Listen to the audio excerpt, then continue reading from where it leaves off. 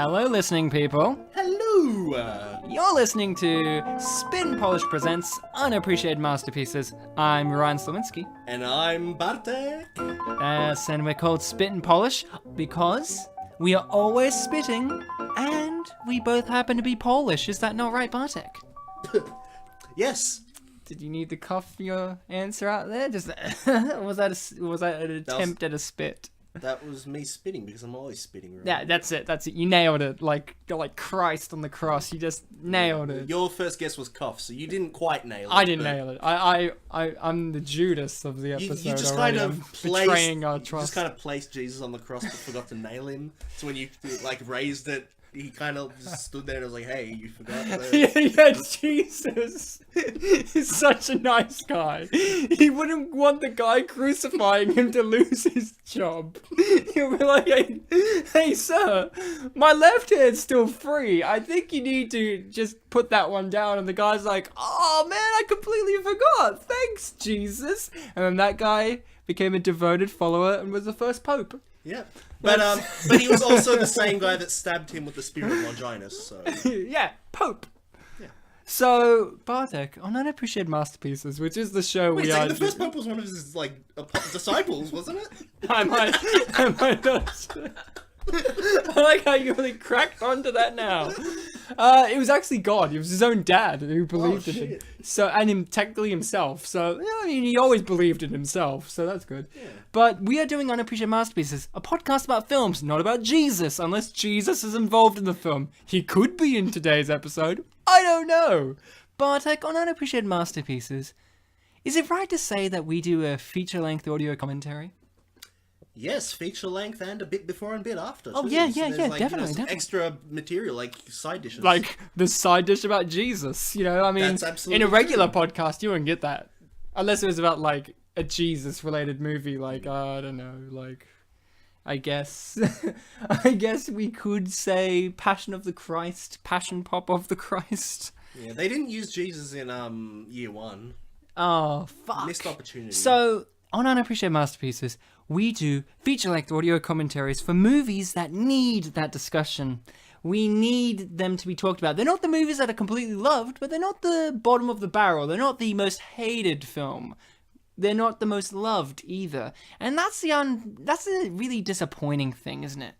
Because someone put an idea out. They put an idea out to the world, and the people in the world said, yes, that's a great idea. We'll make that into a movie and present that idea to the rest of the world. And the rest of the world said, nah.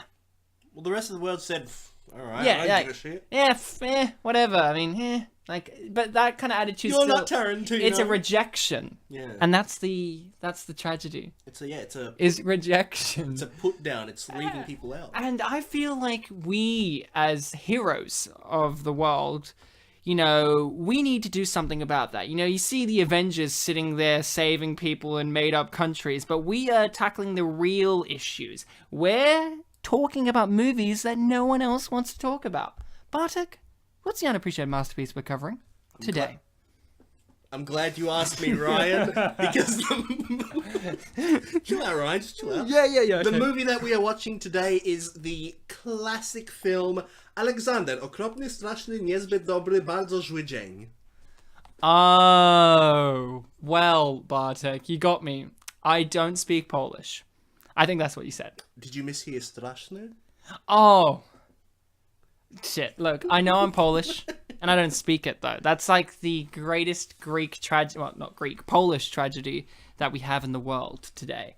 And I would say that the movie, look, if I had to peg it, if I had to give a guess, we talked about Jesus already. Mm-hmm. So is this a Steve Carell movie? Mm-hmm. Oh, nailed it. Yep. Alright, I'm already halfway there. But, it's, think not so much the Old Testament, kind of like the New one. New Testament Steve Carell movie. Oh, of course. Nailed it. Dan in real life. A modern day story about a poor man who really just wants to get on with his life. So, Ryan, your guess is good, but I think you forgot the fact that the second word was okropny. Ah. Anchorman 2. Nailed it. I got it. Okay, well, clearly you misheard the fifth word, which is dobre. I actually know that one. Yeah, that's actually the most common one there. It's really... Apart from Alexander. It's... Oh! We're watching Dinner for Schmucks. Nailed it. Right. Which is originally based on a French movie, which is really interesting, because the French and the Polish, I don't know what their history with each other is. They get as along. They do? Yeah. I mean, they both have something in common, which is Nazis. But don't we all have that Ryan, in you're common? dancing around all this. I would say that you're dancing. I've been humoring you, but it's actually kind of terrible, horrible, no good, very bad. Oh! Look, I wouldn't say that about Evan Almighty. It was a very good movie. I think it was a really underrated Did you like sequel it to more Bruce than- Almighty. Did you like it more than Bruce? Of course I did. It was unappreciated. That's true. Also, I think you said prequel? No, a sequel. Oh, okay. I mean, God's in it, so does time really exist? Speaking of God, Alexander and the terrible, horrible, no good, very bad day. We're doing that great 2014 classic with everyone in it? Like, basically everyone's in it? But Bartek. Bartek. Bartek. Who's our... we have a guest. Yeah. You know, we have a guest here. And usually I nearly said it just then, who's our guest to you? But I feel like I need to take the burden on this, I'll on do. this time. Should I do the question then? Yeah, sure. Ryan, Yeah. who's guest? Why, it's none other than the guest from one of our greatest episodes, Blanny. One of my favorite long-term gingers, Conan O'Brien. It's great to have you on, Conan. No, it's Madison Carter. Maddie, the Mads dogs. Mads dogs. I'm so, important that I have multiple. Are you Mad Max? What's your middle name? Rose. Rose. I know, it's not nearly... Jeez, get back on the Titanic, girl. That's a Jeez. flower. It was Rose on the Titanic, yeah? Is that what Leonardo Yeah, DiCaprio Jack is and called? Rose? Yeah. Yeah. I You remember- both answered that Yeah. with... Ryan, yeah. you played Metal Gear Solid 2. You should know this. Of course. So, Madison, it's great to have you on. It's been a very long time. You went away for did. quite some time. This is behind the scenes info for all you guys out there. We did Black Annie, Blanny, with the amazing Jamie Foxx. And after that, Madison said to us, she looked Bartek and I straight in the eyes through her glasses, because she's ginger, so of course I she get needs it. 4 glasses. eyes. The 2 for all. Yeah, of us. she's got all the eyes. She said, guys, I'm heading across the road where my boyfriend lives, and I am going to be made dinner from him. He's never made me food before. If I don't make it back, it means I died. We hadn't heard from her for a very long time. I think it's been a year. I said 11 to months, Madison, it was I said to May. Madison, I messaged her on Facebook at the start of the year saying, hey, you want to come on the podcast? It's been a very long time. Are you alive? No reply. For months. And then I was really depressed. I was like saying to myself, is there the point of living anymore if Madison's not in the world? What's the point?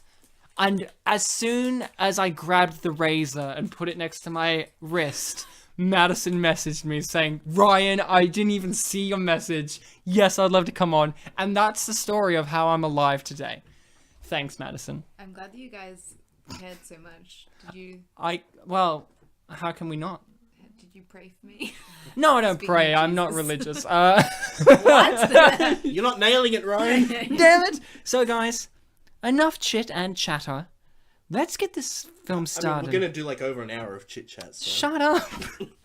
Guys, at home, what you have to do is get your legal copy of Alexander and the Terrible, Horrible, No Good, Very Bad Day? Yes. Get it ready. That's a very long title. So throughout the commentary, I'm just going to call it Alexander and the Horrible, Terrible, No Good, Very Bad Day. No! You've got the terrible. Sorry. I will not... You know what? I was going to make a joke there where I was going to be like, instead of calling it the full title, and then I was going to call it the full title. Mm-hmm. Instead of doing that, we're just going to call it the initials. Fuck it. I thought I had a bit here for that. A-A-T. So guys, get your copy ready, because you're going to watch this with us as we talk. And I'm going to do a countdown. V-V-D. I think it's longer in initials. I'm going to do a countdown.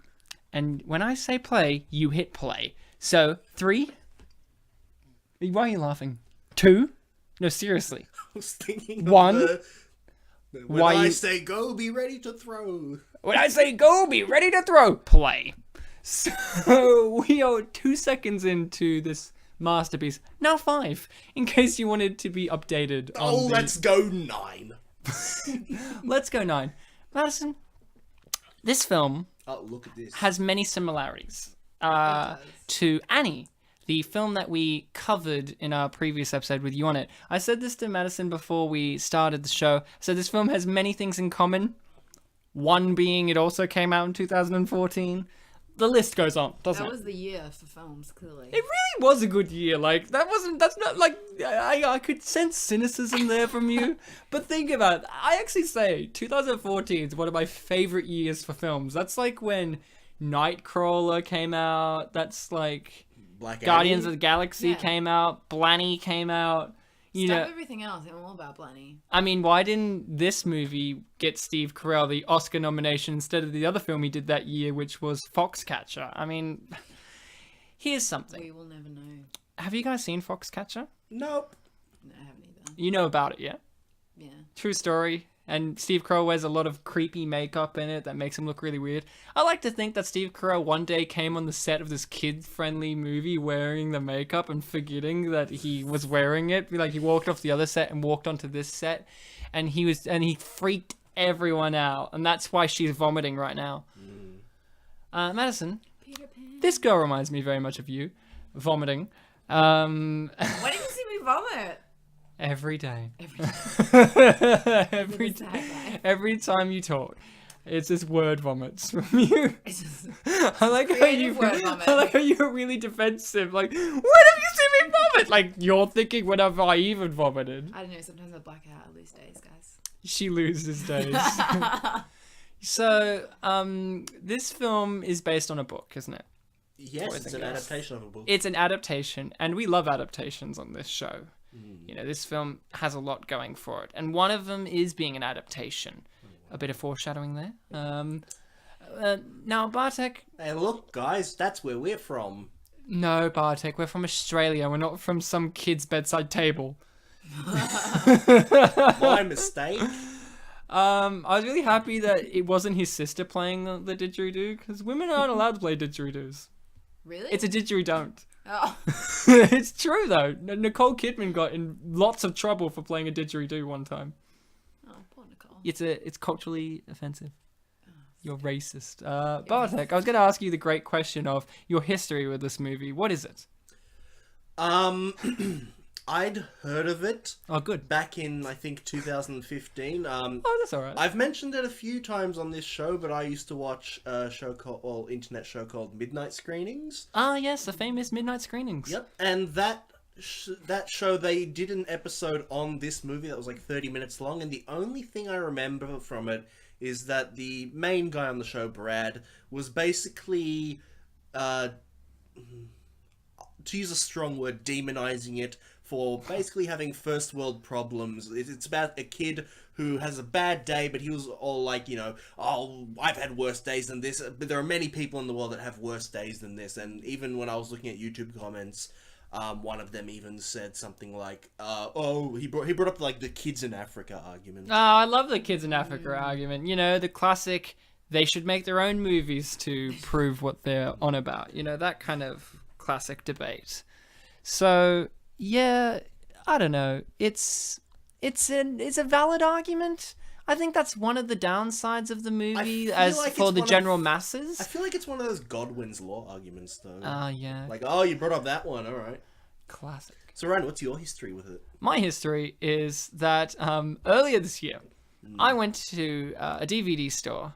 I won't name names. I don't want to name any names of DVD stores. I don't want to give them an accidental promotion on this show. I don't want to, you know, like, we're very big, and I don't want to promote businesses. But I was there with my good friend Will Brooks, who has been on the show before, and I was looking at all these movies, and there are certain, I don't mean this in a bad way to this film, but there's certain movies that when you see them, I just go, yeah, that's for the show.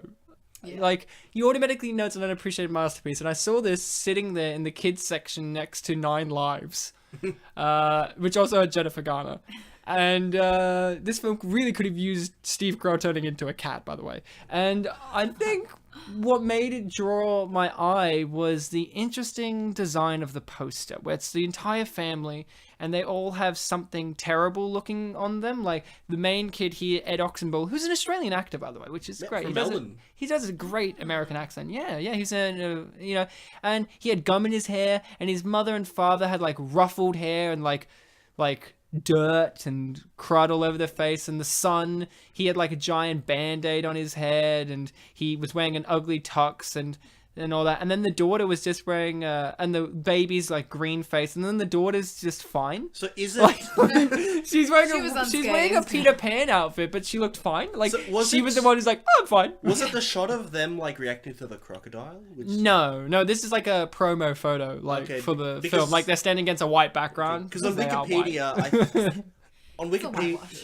Wikipedia, I think the picture they use is like it's a poster of it, but it's kind of like just there. Sorry, these people. They were close contenders for my favorite characters because I love the fact that it's clearly a mother and daughter both just singing out to this song with no irony of embarrassing. I know. Like, it's not embarrassing at all. love Like, that, these people, sorry to interrupt, Bartek, but these people are all about, like, you're 12 years, they're 12 years old. It's all about, like, the social norms. Those two. It's Yeah. like, she's my mum, and I love this song. I'm gonna sing it in They front of don't- all my blonde friends. They don't have bad days. In front of all the... So, Bartek, sorry, interrupting. Get back to what you were... Basically, I was just gonna say that Wikipedia had a like picture of a poster for the film, and it was basically just their reaction to the I hate crocodile. when I react. Here's the real Madison of the film. The cold-hearted, gingery one. The cold-hearted bitch. She'll teach us about how you can do a less than 3 thing. What? Like, to be a Oh, heart. Oh. yeah. Oh, I See, right here. You Less got than me 3 there. sides of Oh, 3. less than... Oh, that's hard. But this Yeah. time, I thought people was telling me to subtract by 3. And you're like, Subtract I with a don't- less than sign? Yeah, like, I'm not a mathematician. Ryan, Bartek, think of a number, Bartek, I'm not a mathematician. I'm a film goer, okay? Like, when I go to see a great maths film like A Beautiful Mind, I don't know if I don't know if Russell Crowe's telling the truth or not. But I believe, because he has intense eyes. What about There's you? intense music. And it's intense music. Madison, what about you? What's your history with this film? I just relate to it. That's your history with it? Like, your So whole one backstory day you is, related I to it. related to it. I This relate is to just it. like my See, there's a- life. Yeah. Just in one. Like, I'm like, oh, I have a crush on that girl. Everyone's laughing at me. But had you heard of the film, is basically what we're asking? It's based on me. Oh, I see. She is the terrible. Do you have... Oh, that's actually a good thing to think about, actually, Madison. Are we, Alexander, have we had terrible, horrible, no good, very bad days? I think I said it right. That's it, yeah. Nailed it. I'm sure we've all had. Which is also a phrase from 9 Lives, by the way. Nailed it! That's what I was thinking of, like, shortly after we did the Jesus thing. Like, oh yeah, 9 lives. Yeah, I think about Jesus when I think about 9 Lives. So, yeah, have we been like Alexander? Are we just naturally unlucky? Or had a bad streak in our life? I don't know if I've had a whole day where like just everything went wrong or anything like that. Oh, I've certainly lucky. had bad things happen to me, and I've heard a story that you've had, Ryan, of a bad day you've had that was just amazing.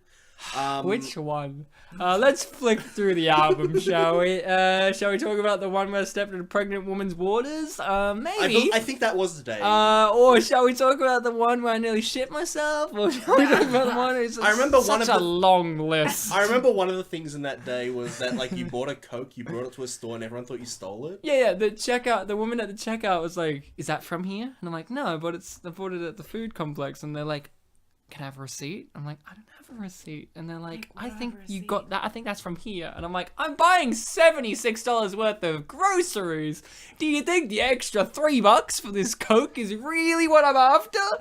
That's how a thief works, though. Like, in her defense. Yeah, like petty minor things. Petty minor things. Like, yeah, that's what gets me going. Like, I'm buying a whole lot of groceries.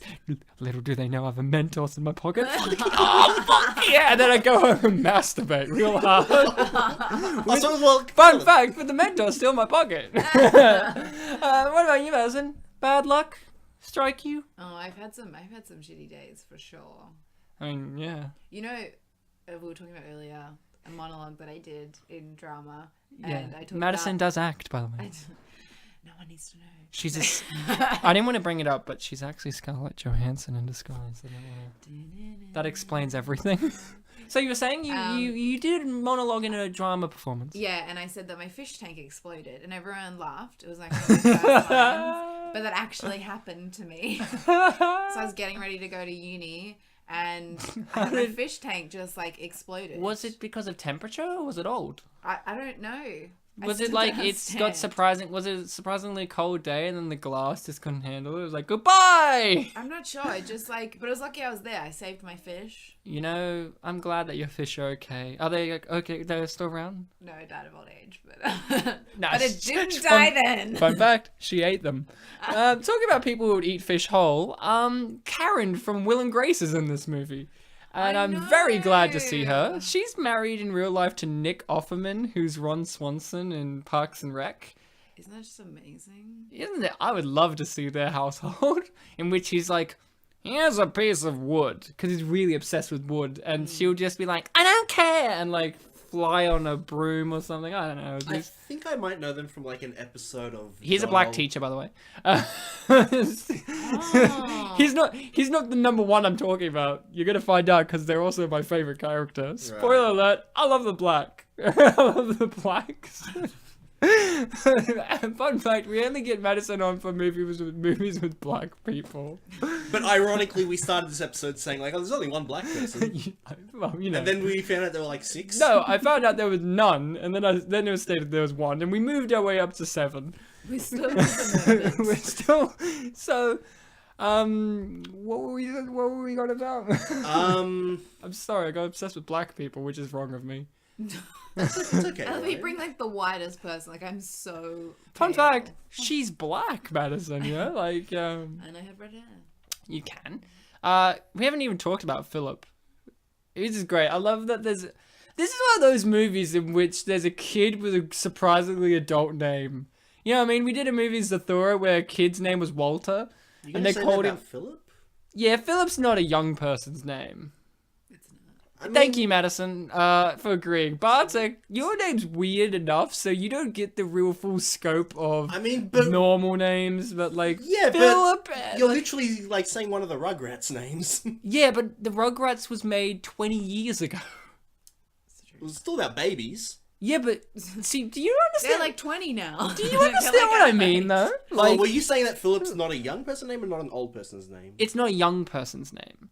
Like, you know what I mean? Like, today. You never meet kids today called Philip. And if you do, I'm very surprised. Have you guys ever seen Phil of the Future? This is my. Yeah, Phil of the Future, the alien. Oh my god, I love that show. No, yeah, I mean, but see, he's also from the future, so it's ahead from now. Yeah, maybe it comes back. I to love the this fashion. teacher, by the way. He made me laugh out loud with his face. Made you LOL? He made me hashtag LOL. Oh, damn. Which at one point the brother says hashtag something Was it like devastating. blessed or something? It's like writing. Oh, scripts he for said young people. hashtag blessed. I like this guy too. I really thought the guinea pig was going to do something in the movie, but then I was pleasantly surprised that it just was for this one scene. Yeah, it's just like And for the disappears. poster. Yeah. And the end. Where And this teacher's like, I don't like this. Take it, kid. Yeah, I was very confused about the timeline of the days because he's like, I'm going away on a conference over the weekend. Here you have this guinea pig, but then the next day school's still on. So I thought, Maybe he took. is this not a Friday? Is this a Thursday? Maybe that teacher doesn't even work there. Yeah, maybe he took they're the- not a teacher. Yeah, he's just like, hey, kid. Hey Take this kid, guinea pig. hey kid, that only Kid you that and he's I on know. first Yeah. name name basis with. Hey, yeah. well, everyone knows Alexander. It's his terrible, horrible, not very good bad day. Yeah, he's like, Oh, you don't said have a not. bad day. Fuck. Have we all had this happen to us where we've waited for a parent or someone to pick us up and then they just never do, or it's extremely long period of time? There's like an animal being thrust upon you that you have to take care of. I mean, animals thrust me, but like not upon me. I've been forgotten once or twice. Yeah. Madison, fun fact, nearly forgot this podcast today. She fell asleep. Had a nap. Had to be on my game. She had a baby nap. I remember you there know. was a performance for Year 12 drama where I told my mum, yeah, it's at this time. It was like in the evening, and then when the performance ended, she never turned up, and I got a text from her saying basically, like, "Where are you?" And I was like, "The performance." My parents were the worst. I would often be sitting there, and they would just never come, so I'd just have to walk home. Aww. And they would be like, "Hey, Ryan," and it would be nothing to them. Like, it wasn't like they forgot. Well, it was, obviously, but there was that thing I just went, I just don't think they cared enough, to be honest, to do anything about it. We'll make up for it now by talking about Alexander. Here's something I want to ask. What meal is this? So he's come home from school, and they're having dinner? It's dinner, But it's summer. daytime. Maybe it's summer. You know how some... But it's not... I'm not Oh, unfamiliar but everyone's wearing jumpers. I'm not. Yeah, she's wearing denim overalls. Less likely. They just eat dinner at 5. Yeah, I'm not unfamiliar with eating dinner while the sun's still up, but this is really bright. And it's also, you know what I mean, for kids, it's like, I actually went, is this the breakfast scene again? Like, I actually thought it was because he's eating Vegemite. well, yeah, he's eating Vegemite, But he's eating it for dinner. but they've also got mustard on the table. Like, I don't know what's and happening there's, at like, this salad dinner. stuff going on. I'm not quite sure. See, there's many things in this movie that I do love, and this is one of the things. Like, yeah, you say, hey, Ryan, Madison, Bartek, you're bad-mouthing this movie by questioning that kind of stuff. It's like, no. We're praising the movie for this, because, to be honest, this is the greatest film ever. So true. Ever made. I know we've done many shows, and I've said that exact same comment, but this is the truth. It's like This is the best. It's like how there are movies made that purposely make you ask questions, and Yeah. that's kind of like the appeal of them. Like David, what's his face? Duchovny, yeah. I loved him in X-Files. Ah, I said Duchovny. Bartek instantly reacted, and I looked at Madison, blank face, like, I don't know who David Duchovny, and I mentioned X-Files, like, oh yeah, everyone knows Mulder. But yeah, there are films like that make you ask questions, and that's kind of like the appeal, because then you get to like analyze them, Yeah, write yeah. essays like a dweeb. This is a jigsaw puzzle, and we have to solve it. I was more so going to say that this film's not trying to be like that, but the fact that it's possible to ask questions about it really means that it goes deeper. I than get its what you're saying. surface. It's not, I was wrong, I retract that. It's not a jigsaw puzzle, it's a chess game. yeah. And we have to checkmate it before it checkmates us. Maybe it's showing that there is no meal times. Maybe Godot is never gonna come, Yeah. and they'll be waiting forever. Maybe stuck in bad traffic. So, having a nap. so this is a film in which the main character has a terrible life every day. Like, he gets bullied, he's not socially conventional, he's not with it, his family's kind of embarrassing on a level, but here's the Looks like he has lipstick. hey, leave him alone. He's from Australia. experimenting. You know us. You know Australians like Madison here have pink lips. Okay, it's because they're so close to the sun. We're Polish, so we are different. Guys, you interrupted me. He looks like The baby's face is pink. I mean, what do you want? You're interrupting me, guys. I was gonna say he looks like he has lipsticks, and I like it. That sounds so, Now you sound dumb, that Brian, sounds don't so you? sexual for some reason. And I like it. You feel so dumb, don't you, guys? You didn't let me finish.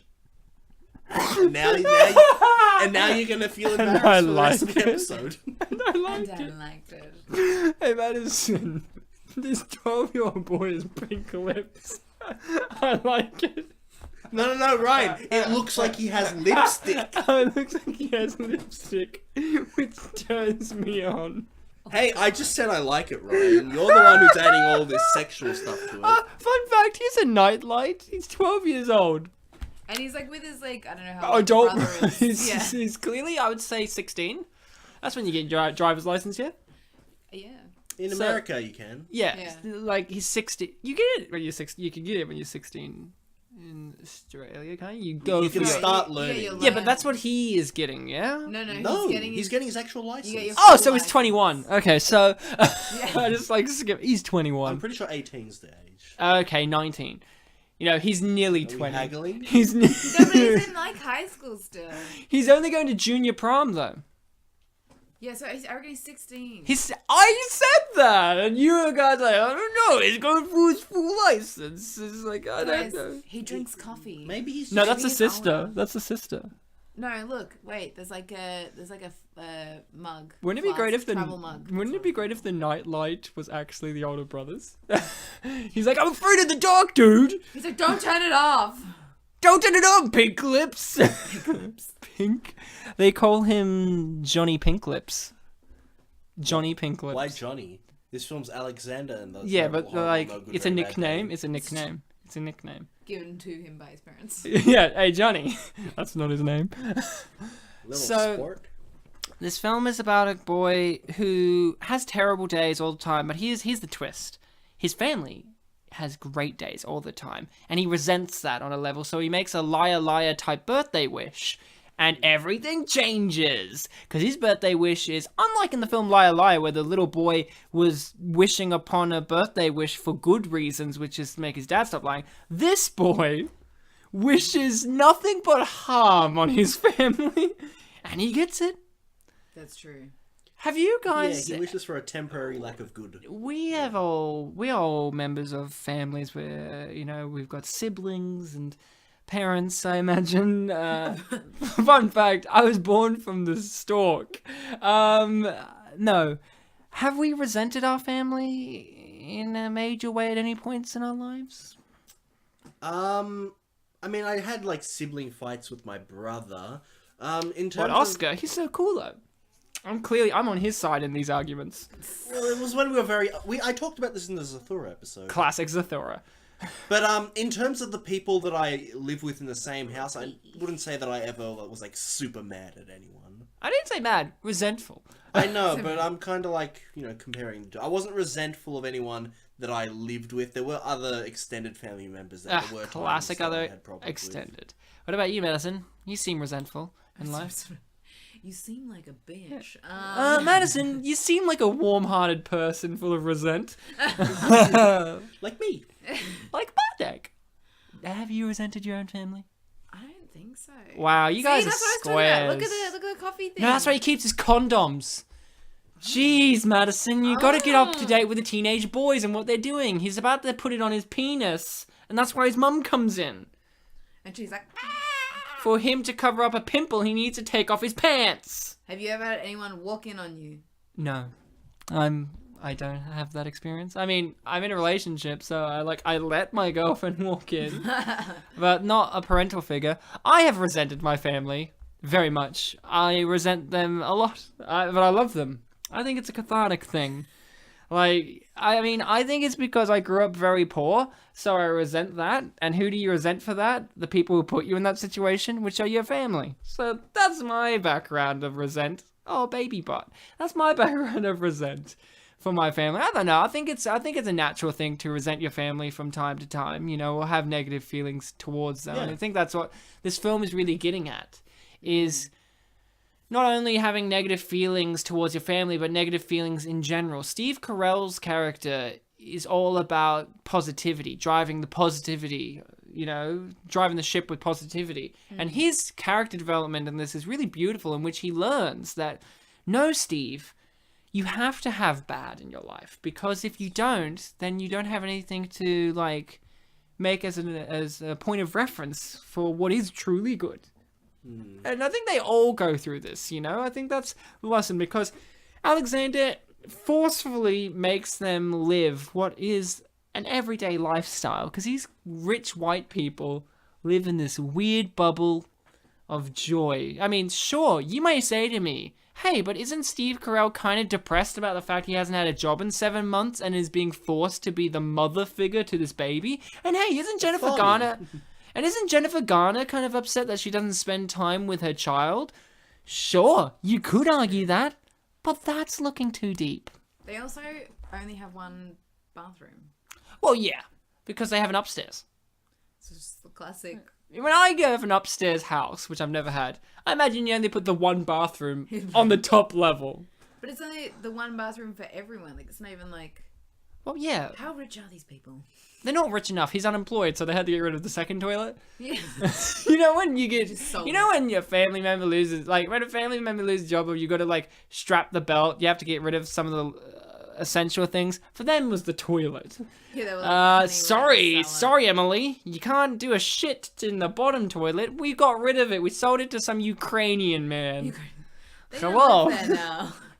I love, and that's why she's drinking coffee now to get over the toilet fiasco. That's fair. That is fair. So this movie has a lot of famous actors in it: Steve Carell, Jennifer Garner, Dick Van Dyke, Donald Glover, which I can't get over, to be honest. I actually went, holy crap, Donald Glover's in this? This is a movie where famous people show up. Or semi-famous or well-known people. Like, there's a bit in it where the teacher that does the play turns up, and he's like this English actor that's in films like Pacific Rim, and he's in other like Dark Knight Rises and all this stuff. And I just saw him, and I'm just like, you're in this? Like, it's How very did they get everyone? money. It's a good one. I really thought that. Fun fact: I really thought that. I like the fact that she grabs him there, and he's more worried about her hand being near his penis. Like, what a weird thing to be worried about. Yeah, I don't. And her reply is, I've seen your penis. I've seen all your penises. And that includes the daughters. I read some complaints in the comments like, oh, this is a Disney film, they used the word penis 5 times or something. And it was all for Jennifer Garner's dirty penis mouth. Jennifer Garner's the one that was married to Ben Affleck, yeah? I don't know. She was a lecturer. I just think of her of like suddenly 30. That's all I can. 13 going on 30? One Or of was the- it suddenly 30? I'd had 2 titles. We both. Far out! I'm an idiot! I'll just kill myself now! Speaking of killing yourself, one of the things that I kept reading in the comments was, you know how Please kill yourself. you know how the older brother has a bandage on his head? Yeah. A lot of the comments were saying like, oh my god, this predicted 13 Reasons Why, because apparently he's in that and he has a bandage on his head. Wow. Look, you know what? 50 Wow. Cent had been putting band-aids on. For No, like... no, not 50 Cent. Nelly. Oh, Nelly. No, but I think that Don't you fucking come into my studio and start not recognizing Nelly for This his contributions is a to Band-Aid prestigious- wearing. a prestigious living room studio. You come in here. How dare you? You've been dead for a year. You come in here 11 and months, start. Ryan. Okay, you've I'm been out dead of for touch. 11 months. I'm out and of you, touch. Nelly was 2003. 50 Cent is forever. You're out But of how touch. dare you? Oh, now I'm angry. I forgot he was wearing. a Ryan, bandage. I just sang part of a song. Sorry. Oh, gotta breathe. Ryan, I just sang part of a song. Oh, now I'm and- calmer now. and I you love. didn't- She doesn't even mention the band-aid. Well, why would she? She's Well, she's camouflage vain. is on his head. Yeah, it's Like, skin toned. If You you're can't see dating it. someone, you're like, why do you have a band-aid? It's on because your she's head? got bangs. She's got band-aids I under was the going to say that. I was going to say She's that. doing the High same five, thing. bro. Yeah, Madison, as someone who wears band-aids on their face all day, you know what it's like. Other people don't want to comment on it because it's embarrassing. Like, I didn't want to bring it up because Madison has severe facial hair disorder, and she like cuts herself when she You shaves. should put the band-aid under And your she's eye. she's put band-aids all over her face. Here's a tip. No, everyone's Here's a gonna, tip. like, Put some Facebook tissue stalk me. papers on there. You know, it looks a little less disgusting. No, but if you put band-aids like under your eye and stuff, you can pretend you're in an anime or something like that. Madison Fun doesn't need... facts. Fun fact, Madison loves anime, so she now is going to do that when she goes home. Every night. for the Also, rest of Ryan, my I think life. there's a black person in this room, so that make that 8. No, Jennifer Garner's white. Oh, damn. One of my favorite things about Jennifer Garner is she reminds me very much of the poor woman Sandra Bullock. What I think about that is Sandra Bullock... Sandra, I love this chick. She never gets her bike back, by the way. I love the fact that Sandra Bullock, misty. Jennifer Garner, and Ryan Reynolds all are the same to me, where they've been forced by Hollywood to be the romantic leading people type, but clearly they're more suited to comedy. Like, Sandra Bullock is really great at comedy, like, you know, like, really talented. And I think Jennifer Garner has the comedy bone in her more, and as does Ryan Reynolds. Ryan Reynolds should have always been a comedy actor instead of, like, a dramatic Don't actor. people say that about Tom Hanks? Well, no, it's because Tom Hanks started out with a lot of comedies, and then it's like, you see him in something like Big, where it's, like, goofy and fun, even though that movie deals with underage sex issues, which is interesting. and depressing stuff, you see him going big to Philadelphia. You'd be like, what happened to fun, Tom Hanks? Like, Tom Hanks is like this kid that's an adult, and then in the next movie, he's like dying of AIDS. I mean, you know what I mean? Like, yeah, but I think these people, you know, these people are more suited, you know, comedy actors stuck in beautiful bodies, you know, such as myself. And they need to just say, hey, screw it, I'm going to do a comedy. And I love this movie for that, because you have Jennifer Garner stretching her comedy bone. When I see her riding a bicycle, I laugh, because it's unusual to see Jennifer Garner riding a bicycle. That's true. That's the joke. And, you know, that's what we've got to abide by. But there's a lot of celebrities in this.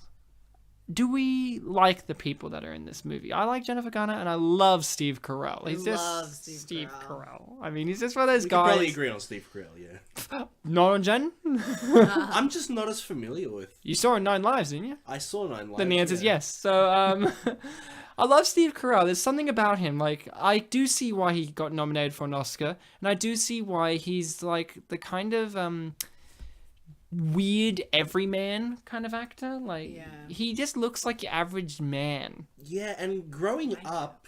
Huh? I like it.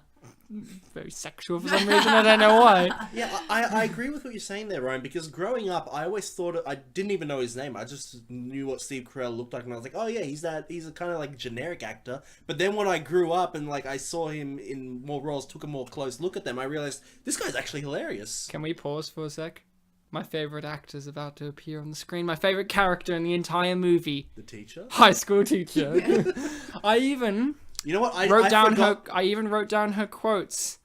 She has 2 quotes that are on the page, and they're the reasons why I love her. She's about to say one. The first one is, because these two are talking and they're being very, you know, high schooly, she walks up really, like, full-on intense, goes, "This isn't Gossip Girl, you two. Get back inside, Celia." Yeah, and she said that after, like, he says XOXO. Yeah, and I laughed very hard, because there's this middle-aged to later-aged woman coming in very sassily, referencing a TV show at the time that were more popular with the younger women.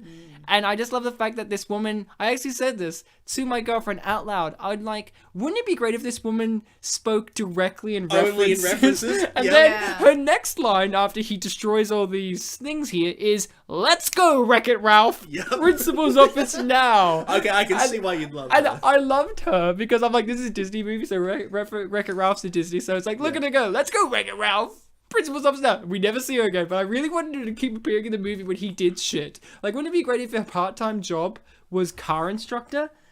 Car driving instructor, and then he was there, and she's like, "Oh, Picasso here." And like, every time she mentioned something very specific, like the next time you see her, she'll be like, "Looks like we've got another edition of War and Peace to deal with here." Like, she goes from movies, TV show to movie to literary to music to art. Like, it's just like she just recycles through. Like, she's just like, whatever's popular. Like, she'll see the kid and be like, "Well, isn't it the Fault in Our Stars?" You know, just like go on this tangent, which also came out in 2014, by the way. Connected Universe, I think so. I loved her. She was my favorite. Yeah, I guess my only thing with not being able to predict who your favorite character was based on your comments was I just forgot that she was black, really. Wow, I couldn't... I just forgot what... I don't want to sound racist, but I couldn't forget, because it sounds terrible, but she delivered it very... That kind of sassy... That very kind of sassy older black woman style, where she's like, "Let's go, Wreck-It Ralph." And I'm just like, thank you. And then she's followed up by Dick Van Dyke, which is the whitest person you could get. And he's like, "Hey, I'm gonna read a kid's You know, when I go to book reading, I often get stopped by the book reading police. But, like, how does he not know that she's like the publisher? Because Dick Van Dyke is really old. Yeah, He's she's not like, all together she's with like, it. I'm from the company, and he's like, "What? I'm gonna read the book now. And I came here to read. I will do that now." She nailed that Dick Van Dyke impersonation. That's almost as good as Bartek's Orson Welles. I do an Orson Welles? Yeah, you do a great Orson Welles I impersonation. accidentally said awesome. I do an Orson Welles? You do an Orson Welles. Yeah, it's really great. Could you give us a hit? I've never heard myself do it. He's guy who made Citizen Kane. Oh, Citizen Kane. You know what? You know, that movie for suckers? You know, funny enough, Orson Welles actually had something to say about this film. He did? Yeah. Good for him. What did he say? He said, "Oh, I can't believe he keeps reading from the book despite the fact that he realizes something's wrong. Oh, I should have made this movie. I should have made Alexander and the terrible, horrible, no good, very bad day." Fun fact, your Orson Welles is mixing a lot with your Roger Ebert as time goes on. Oh shit, you're right. I do the greatest I do Paul Roger- Giamatti impersonation. You want to hear it? It's You been want a to hear while, it? actually, Ryan. Go ahead. It's been a while since I've done Paul, so I'll do the teacher's line of "Let's go, Wreck-It Ralph." Let's go, Wreck-It Ralph! Principal's office now! No, that's my Paul Giamatti. It's very spot on. Only loud speaking, Paul. Yeah. Have you ever heard him speak softly? Have you ever heard Paul Giamatti speak softly? That's right, you haven't, because there is no Paul Whispers movie or something. And if he does whisper, it's like when Christopher Walken whispers suddenly, like his voice goes like really deep. That'll be Paul. He'll be like, "Ah, respect me! I'm from Sideways! Respect me!" Like, it'll be very deep. So, Madison, Yes. Mad Dog, Yeah. the Madster, Maddie Mad. It's a mad world. You mad? You're young. Yes. Are you like these hip Donald Glover types wearing a giant robot hat? I'm so hip. Like I'm essentially that guy just texting on his giant phone in the background. Yeah, Madison's been texting all of the people that she knows. She's been tweeting. All of the one person. I She's know. given a tweet. See, look, I'm that guy, or is it That's a baby. iPad? That's a baby. That's a baby. Which is a bit awkward. Played by a little girl. So that makes sense. You're a little girl. So I mean that nails it.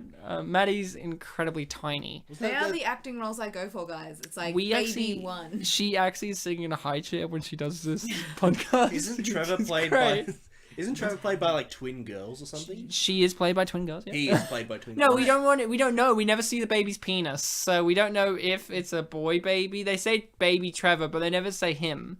They say baby Trevor. So Trevor could be a girl's name. It's true. This Baby day does and pee, age. but Madison's middle name is actually Madison Trevor Rose Carter. Like, it's a full thing. It's a Like, didn't want to mention Trevor because it wanted to be a surprise for later, but like, yeah, it's full on. Also, why didn't these guys say something earlier? Like they were just Because like, they want to see a baby die in their office because they're sadistic hipsters. they were like, yeah, the planet's dying, so your kid has to as well. That was a great Donald Glover impersonation. So they have a cutout of the main character from Mirror's Edge in their office. Wow, and that was even before Mirror's Edge happened. So this movie predicted the future. Yeah, but it was a bit before Is that the it? Is that the remake. character on the Skype screen?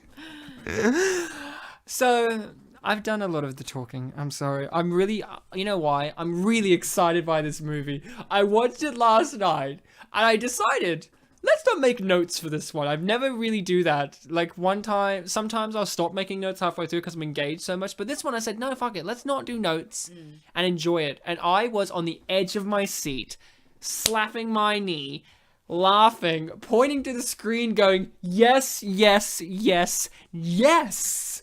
And I would often go, hey, here's a nightlight, and do the thing where you're like riffing on the film. And that's what I loved about this movie. It was accessible. It was easygoing where you can talk over the movie. Oh, they just said he. Fuck. No, they're talking about, like, Alexander, obviously.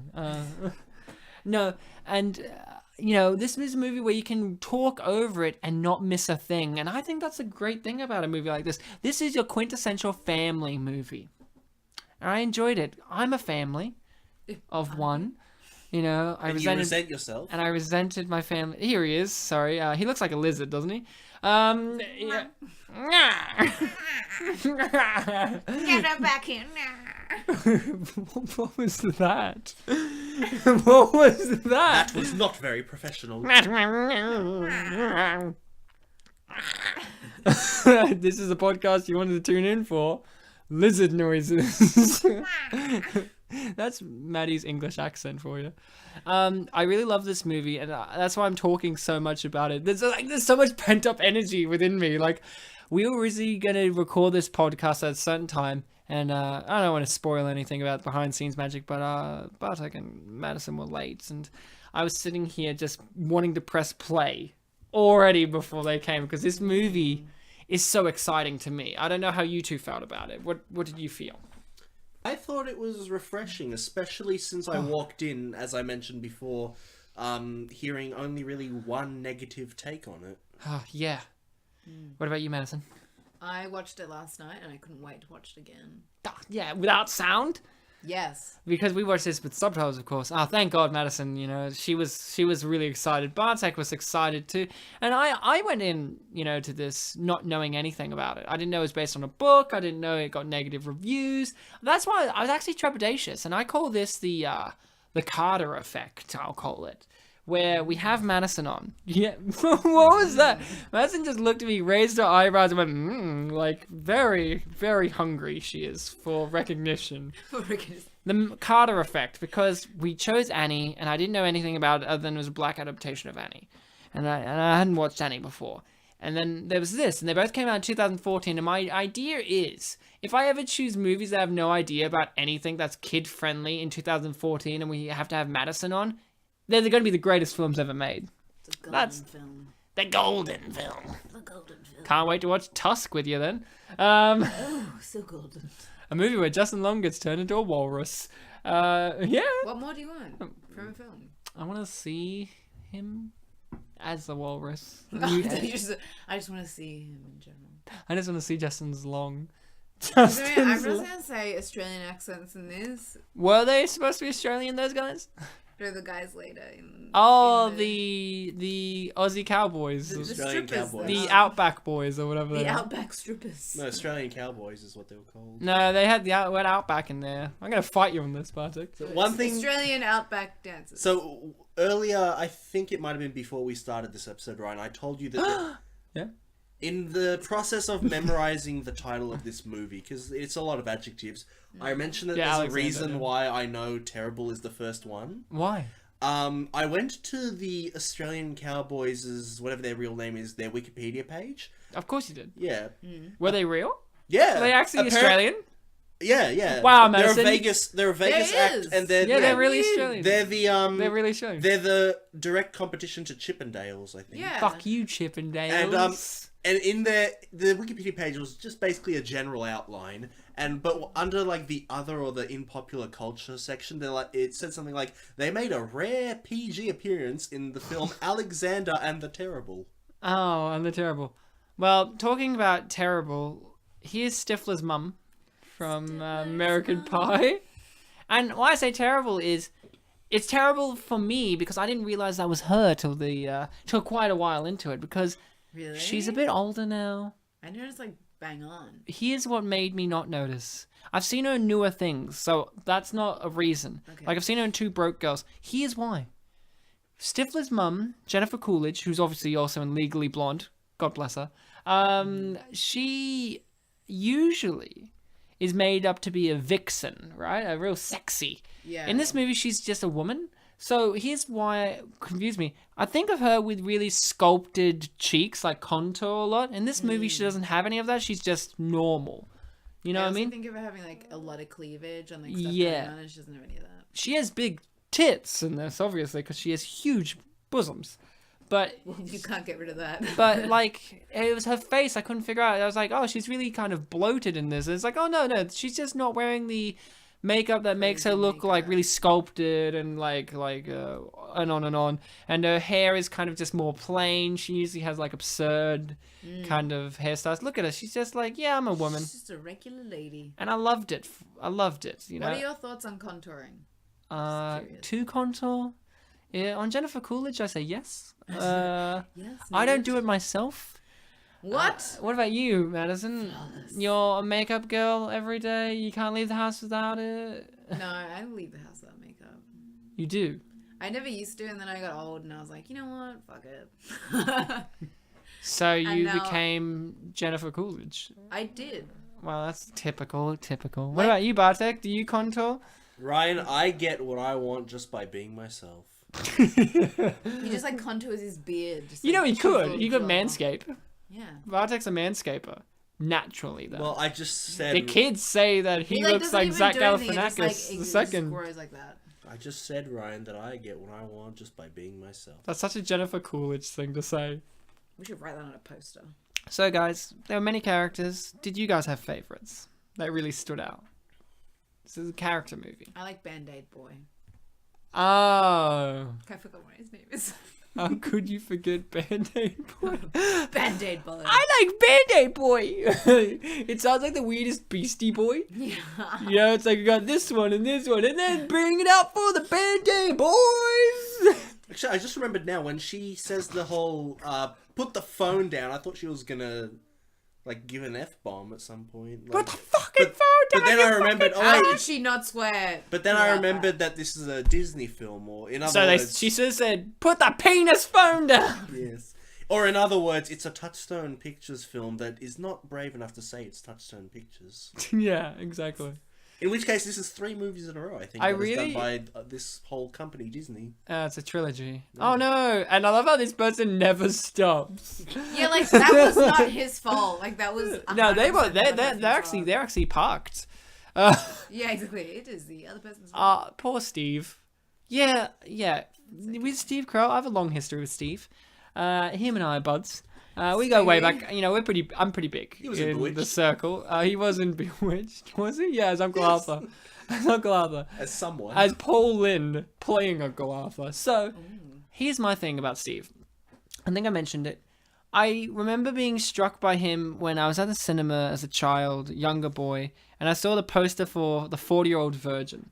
It's very golden. It's a golden one, and it's a very arresting poster. It's like him in a club, and he's in the center, and he's like sitting on a bar stool, and he's got like a really white cream-colored suit or shirt or something on, and he's drinking from a straw, and he's like very awkward, and he reminded me very much, and I thought for a very long time, I just said, Colin Lane from Lano and Woodley's got a movie about being a 40-year-old virgin?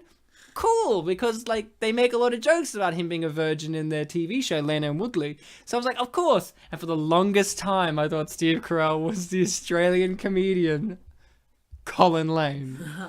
And then I was very disappointed to find out that he was not Colin Lane. And that's when your long history with Steve started. Well, it really started from a misconception. Just like Not my the best life. time to start. we both went Your went life direction. of being a family? Yeah. Wow. That was a misconception. Like Jesus.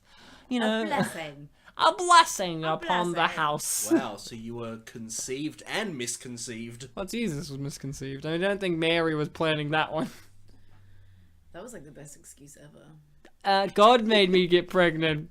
Oh, okay. They were like, that was they my were like, that was my Joseph "Whoa." impersonation. I could say that because my middle name's Joseph.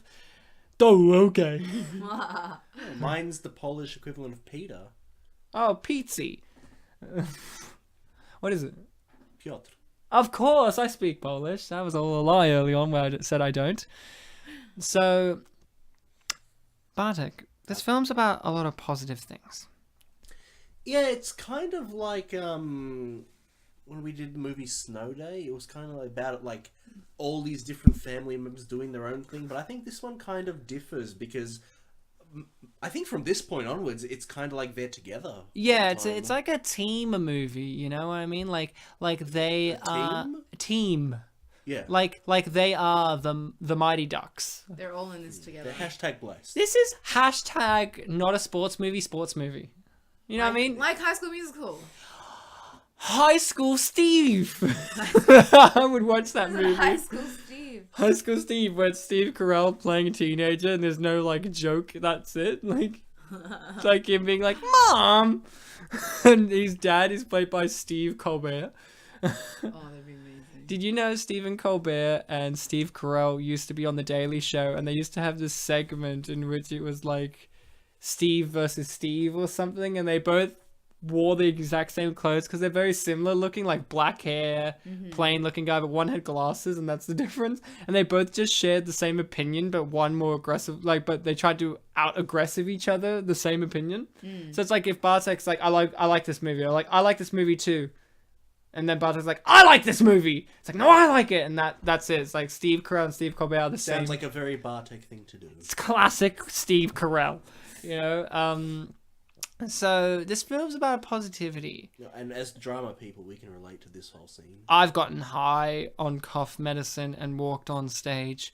Some say that's every Walked episode. on stage, Ryan? Hold on.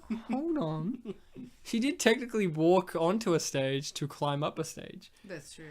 Some say, Ryan, you getting high on cough medicine and doing a show sounds like every episode of Spit and Polish. And you're right. Except for it's not cough medicine, it's hardcore narcotics. That's the trick to showbiz, kids. Get drugged up. Yeah, so we're not talking cough, we're talking like full-on wheezing. Yeah. I'm even talking about some Sudafed. That's the hard shit. You know, Get on it. sometimes it's really hard to like tie off the veins to get the insulin in, but once you do, Tie off the veins. that's Oh dear. that's a phrase, Madison. You're not up with the drug culture. I'm not up. I only She's down. down. I'm so down. She's so down with the drug Do you- culture. Madison is in fact my dealer. Do you go up to dealers and ask for one drug, please? I'd like one crack rock, please. Yeah, I'm like, just the one. One weed. One weed. I'm like, please give me one weed for my weekend. Ah, well, that would cover her. She is very small, after all. Okay, like, I am the size of an infant. One weed, please. So, guys, I'm gonna ask you a question. This movie took a lot of twists and a lot of turns, and we all entered it not having seen it before. I'll get you to kind of head this conversation, Mad Dog. Did this movie surprise you in any way? Did you get anything that you expected from the box? I think it's full of surprises. Personally, this is one of my favorite scenes because I kind of want to do that and I never have. Get high? Beat up Captain Hook. Both of those things. Beyond... Oh. Act in front of an audience. Yeah. Got it. I've always wanted to be in a middle school play and I never was No, was I. because I was so tiny Really? Yeah. and no one liked me. She was the size of a sperm. I was. No one could even I was hear. a late bloomer. She's still blooming now in front of our very eyes. But no, seriously, is there anything in this movie that really did take you by surprise? The petting zoo at the end. Ah, yes. Yes, I did mention there was foreshadowing earlier about the first thing is like, what's the animal? And then the first shot after the opening credits was a toy crocodile. And I'm like, it's a crocodile. Wouldn't it have been a great surprise that it was actually former Prime Minister John Howard just on the ground with his bushy eyebrows being like, Just like, "Oh, workplace labour laws." Duh." That's a question, though, because he's so obsessed with Australia. Was he obsessed with the current Prime Minister at the time, Mr. Tony Abbott? No, was Tony current in 2014 or was it Julia? Well, it was a year after the 2013 election. Oh, So but Tony dude, Australia's had like 17 prime ministers in I like know, 10 I- years. Yeah, but Tony did have at least we 2 still years got Kevin under Rudd, his belt. yeah? No, we've Oh, got Kevin. that- Kevin the- 017. The bull that keeps turning. Oh, Julia, you got it, nailed it. Gough Whitlam? I told some people at my high school, I was like, yeah, Julia Gillard's my mom. It's only because you're short. Like, some people, they're like, oh, I'm sorry. I I'm didn't sorry. realize. I'm sorry your mum's the most powerful woman in Australia at the time. I'm sorry. Yeah, no, I was like, don't make fun of my mum. Why were they making fun of her? Did you go to an all conservative school? I went to an all-girls school. Oh, all girls conservative? Well, you tell Do me. you know girls? They're conservative. No, just end with, do you know girls? Please, I need to know. Yeah. I don't know I any. need to meet some. I don't know any. Mad's not a girl. She's still, like, developing as a species, so we don't even know. I'm like my own thing. Yeah, it's, Madison's an it, not a she. I feel like it's so rude. It's so Raven. Oh, yep, I did It's that. a me. I know, great. So, Bartek, what about you? Did this movie stab you in the back with any twists, turns, surprise you, give you a little bit of a hard one?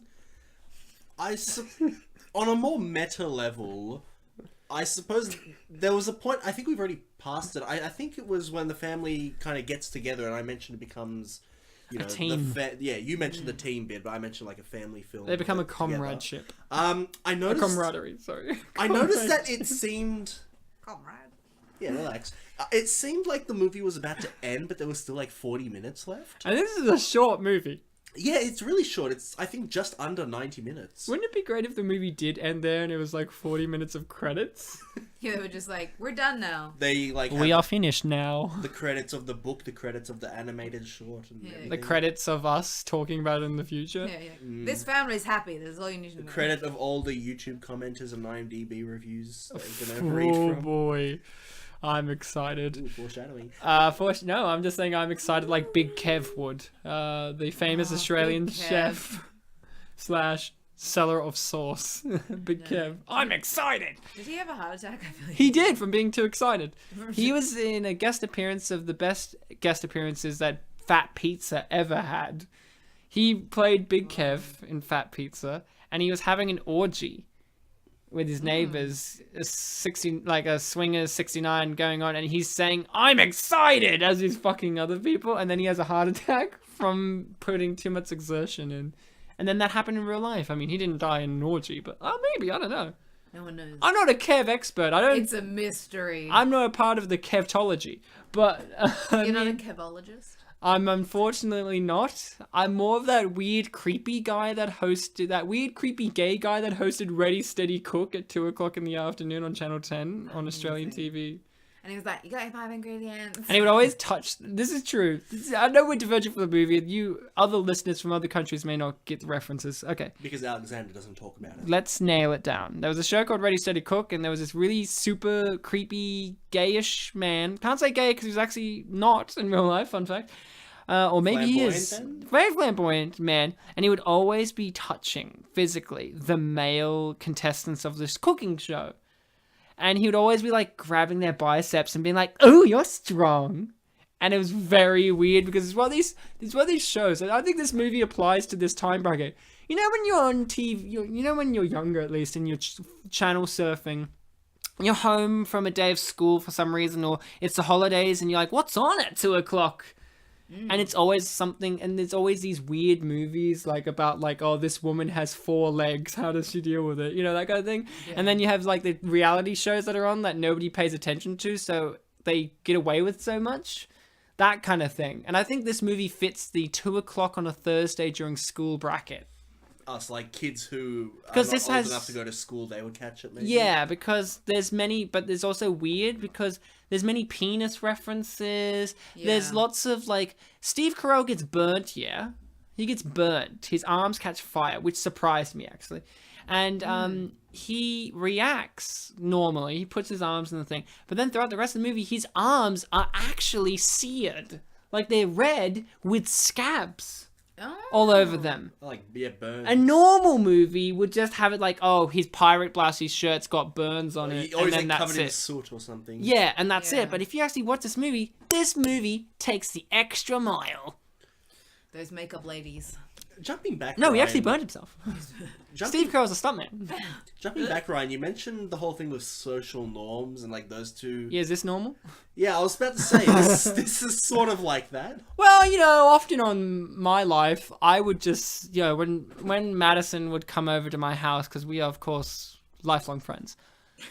Even when she was dead and you didn't know what she was No, happening no, then? like, she was a dead long friend then. I I was alive still. Madison would come over, and my dad would just say, blah, blah, blah, blah, and then we would all start going, blah, blah, blah, blah, bop! We would just start beatboxing. And Madison would just stand there, just going, what? And then she realized eventually that she has to add in her part. And her part was, guys. And that's when we had and then our family, we were called the Jacksons back then, Yeah. released an amazing album. The 5 of us Yeah. teamed up. And I had this, and after all was said and done, I resent my family for showbiz. And, Madison's great and all. She went to the Super Bowl and Justin Timberlake ripped off her top and nipple blades were shown to everyone. That was embarrassing. And I personally have had a great solo career. I've really changed. In my earlier days, I was really black. And now I'm more, like, light. In my Just lining it up. I'm lighting it up. So, this was my favorite scene, by the way. I enjoyed this scene incessantly. It went in every direction I wanted it to. Like, there's a bit in this where Steve Carell says the perfect comment about having a pirate shirt, which is, "Yarr!" And they all stood there, paused, and I just said, "Fuck you! That's the best reply!" And then they laughed. Embraced it. And then they laughed, and I said, "No, okay, I'll retract that." But then there's a bit later in which he burns himself, puts his arms in the fish tank, and I said, "Best option. Best option." And then he turns around and goes, "At least I still have me arms." And I'm like, best reply. And no one reacted to it. And I'm like, poor Steve.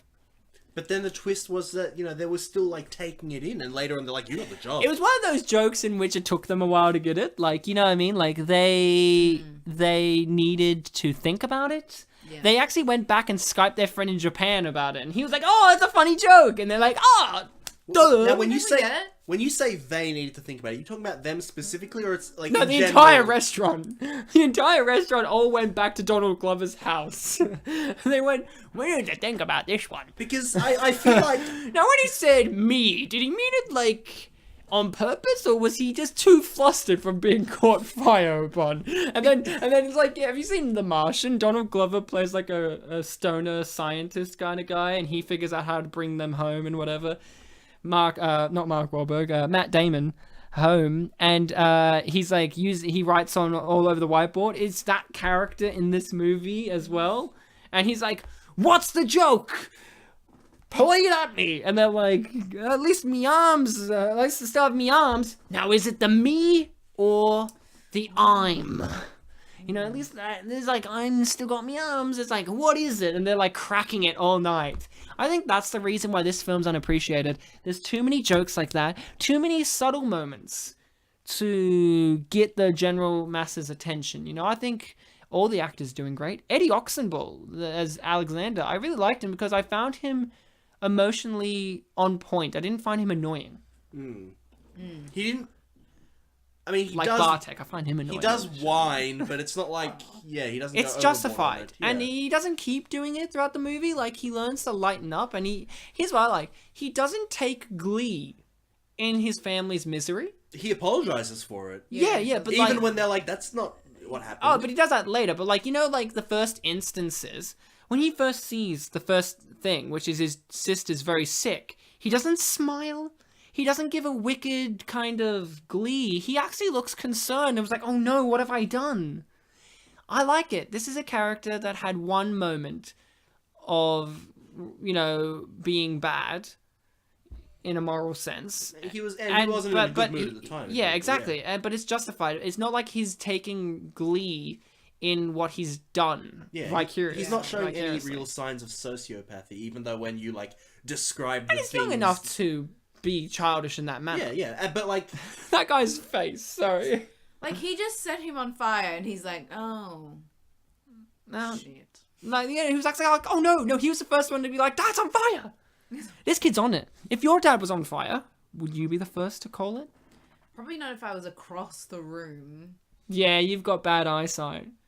But also, like, everyone else was just like, "Oh yeah, it's just a man on fire. Don't worry about it." No, well, I guess we've got to get back to sushi. Sushi? Look, sushi. Sushi. See, his arms are like seared and there's like scabs and stuff. Like, they actually went out of their way. Like, he needs medical attention. He clearly needs at least an ointment or a cream. He needs some Savlon. You know what they're going to do? You know what he's going to do, though, don't you? He's going to go to a supermarket and steal a Mentos while buying $99 worth of groceries. And then he's just going to beat one out and put that on his burns. Did you know semen's really good for burns? I didn't. You should try it.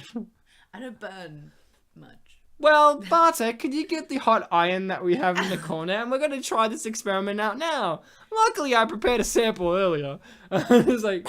Alright, I'm going to press it on. Ow! Why did I do it to myself? Okay, now you can jerk on your own injuries. We only prepare our cum for Madison, okay? She's the only pre-prepared semen guest that we have on the show, but if right? You're the only one. This is what happens when you're dead for a year.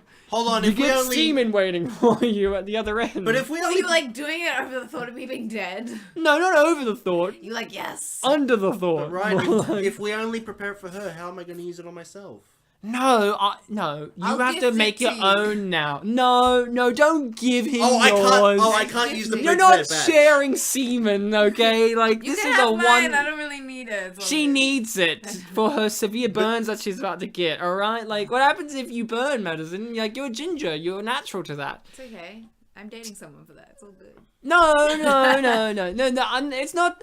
Stop making it sexual, okay? It's a service. It's like, it's like if you were homeless and I gave you $1, yeah? It would be really annoying if you're like, no, I don't need this. I've got a boyfriend that can collect dollars for me. It would be like the most heartbreaking thing. Well, Madison, Madison, only use don't- organic. Organic and vegan. So. Don't tell Ryan, Madison, but I'm about to burn him. All right, Don't 3, burn me. 2, 1. Oh my god, he's impervious to pain. I grew up in the country, son. I don't feel things. That's a bit of a, unfeeling bastard, isn't he? I'll feel it later, like in my dreams. I'll remember it and be like, oh! Oh, so it's kind of like an opposite of a phantom pain. It's like a real pain. It's a real pain that I give phantom, ignorance to. Well, have you ever felt heartache? Talking about pain, this guy. That was really great that you said heartache. Yeah. I thought you said, have you ever felt hard? I'm like, what? Did Oh, I is this the listen? hashtag? Can we No. not do this? Hashtag feeling hard. I know, heartache, because Band-Aid Boy just broke up with Celia. I have felt heartache. I'm in a relationship, feel it every day. Lucky she What? doesn't listen to it. You're right, she doesn't listen to the podcast. The main reason I have heartache. It actually is true. I'll have an argument with my girlfriend who's like 30 episodes behind. And I'll be like, you don't listen to the podcast. How are those people in the rest of the world supposed to be led by your example? Does she listen to your family's music and your solo music? Yes. Okay. She's a big Jackson fan. Who isn't? Racists. Darn racists. So, this is now the start of the movie. Like, this is a bit where we Actually, should Ryan, start. I think we're over an hour in. No, actually, we are precisely an hour and 6 minutes in. So we just... Oh my god! It's a dog! It's a big fluffy dog. I would have called it you a know? Skazwasser. Question is it an alligator or a crocodile? It's a crocodile. It's a crocodile, but Hold on to that though, by the way. But they used an alligator. Did they use an alligator? Yeah, because it's more easy to work with and it's not as aggressive. Yeah, But I look how feel fat like- it is. Oh, that's CGI. No, that's a real one.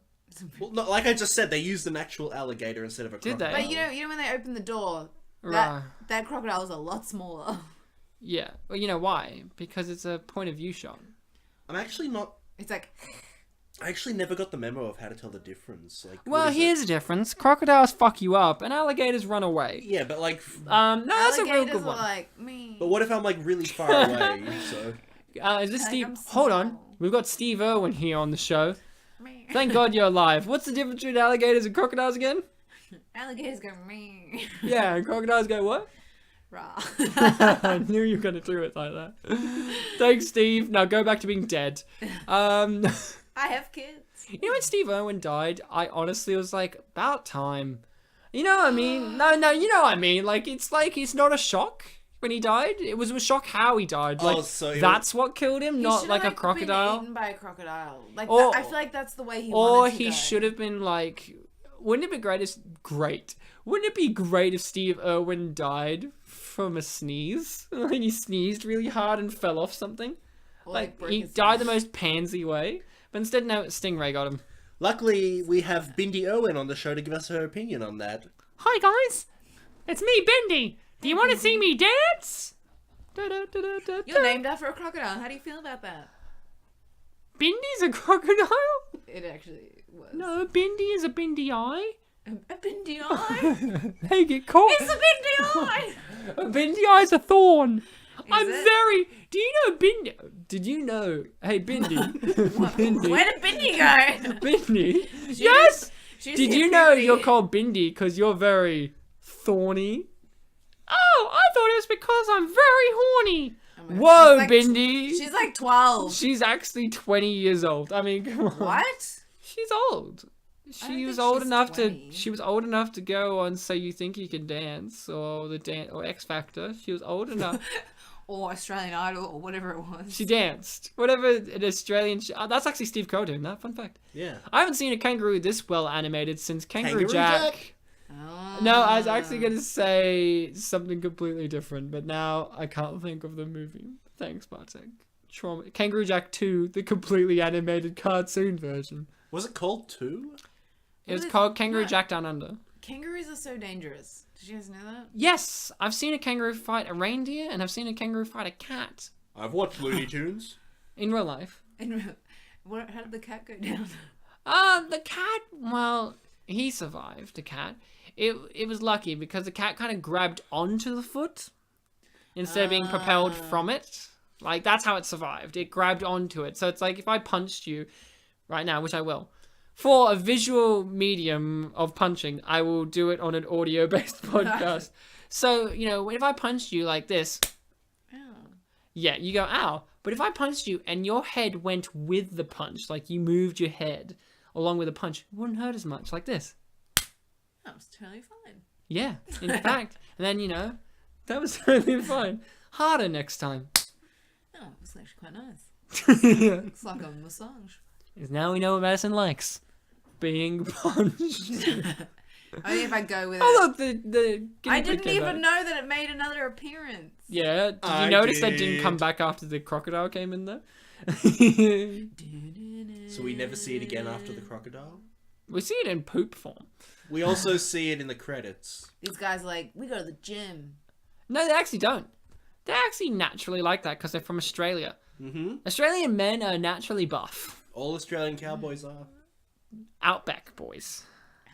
In this, they're called cowboys, aren't they? There's a something Outback boys. Something Outback cowboys. Something with the Outback. I'm not crazy. I thought it was. I mean, I'm Australian crazy, cowboys. but like not that kind of I crazy. mean, look at his arms. They're still like so Yeah, see, bad. like they really dedicate. Like he needs This to is like- change his shirt and get medical He should be attention. bleeding. Hold on. Did you guys also know? I don't want to like blow your minds or anything, but You can blow me. Trevor, he's still green on the face after all this time. Wow, did you know Philip still has chicken pox, and that's not very good for a kid that's 12 years old. But he's a dick. Like, no, Philip was okay. Like Philip was gonna have fondue. And he had ADHD. That was something I really liked, where they just went, I'm friends with Phil. Him and I both have ADHD. And I'm like, what an interesting thing to comment. Yeah, like, And then you go, hey, maybe Phil isn't that bad. Like, hey, I went to high school with a kid who had ADHD, and he was not popular at all. He was very much picked upon. So I find it really great that this movie's saying, hey, people, kids these days, we should try and make them, like people that are different. Philip has ADHD, and he's the popular kid. Isn't that interesting? This film's really pushing the boundaries. fascinating. This film also was around the time that Jennifer Garner broke up with Ben Affleck. And she was like, time to do a fantastic movie. 9 Lives. Well, that was 2016. Yeah, that was a movie she did after. All right. Didn't we have a theory that it was made like 20 years ago or like Yeah. 15 years ago? It's made 15 years ago. No, and I think what happened is, I always had this. My brother-in-law ish figure was like, "Hey man, Jennifer Garner and Ben Affleck are broken up. You know what this means? You know what it means? It means one of them's gay." And of course, I just said, I didn't know Jennifer Garner was gay. Because there's that thing where Ben Affleck gets shit on for being apparently a closeted homosexual. I'm like, no, it's clearly Jennifer Garner. She clearly likes women. Oh, you ready for some sexy men? Yeah, here's the thing. As an adult entertainer, Bartek, I think even as an adult entertainer, that you don't perform your adult entertainment involving nudity towards children.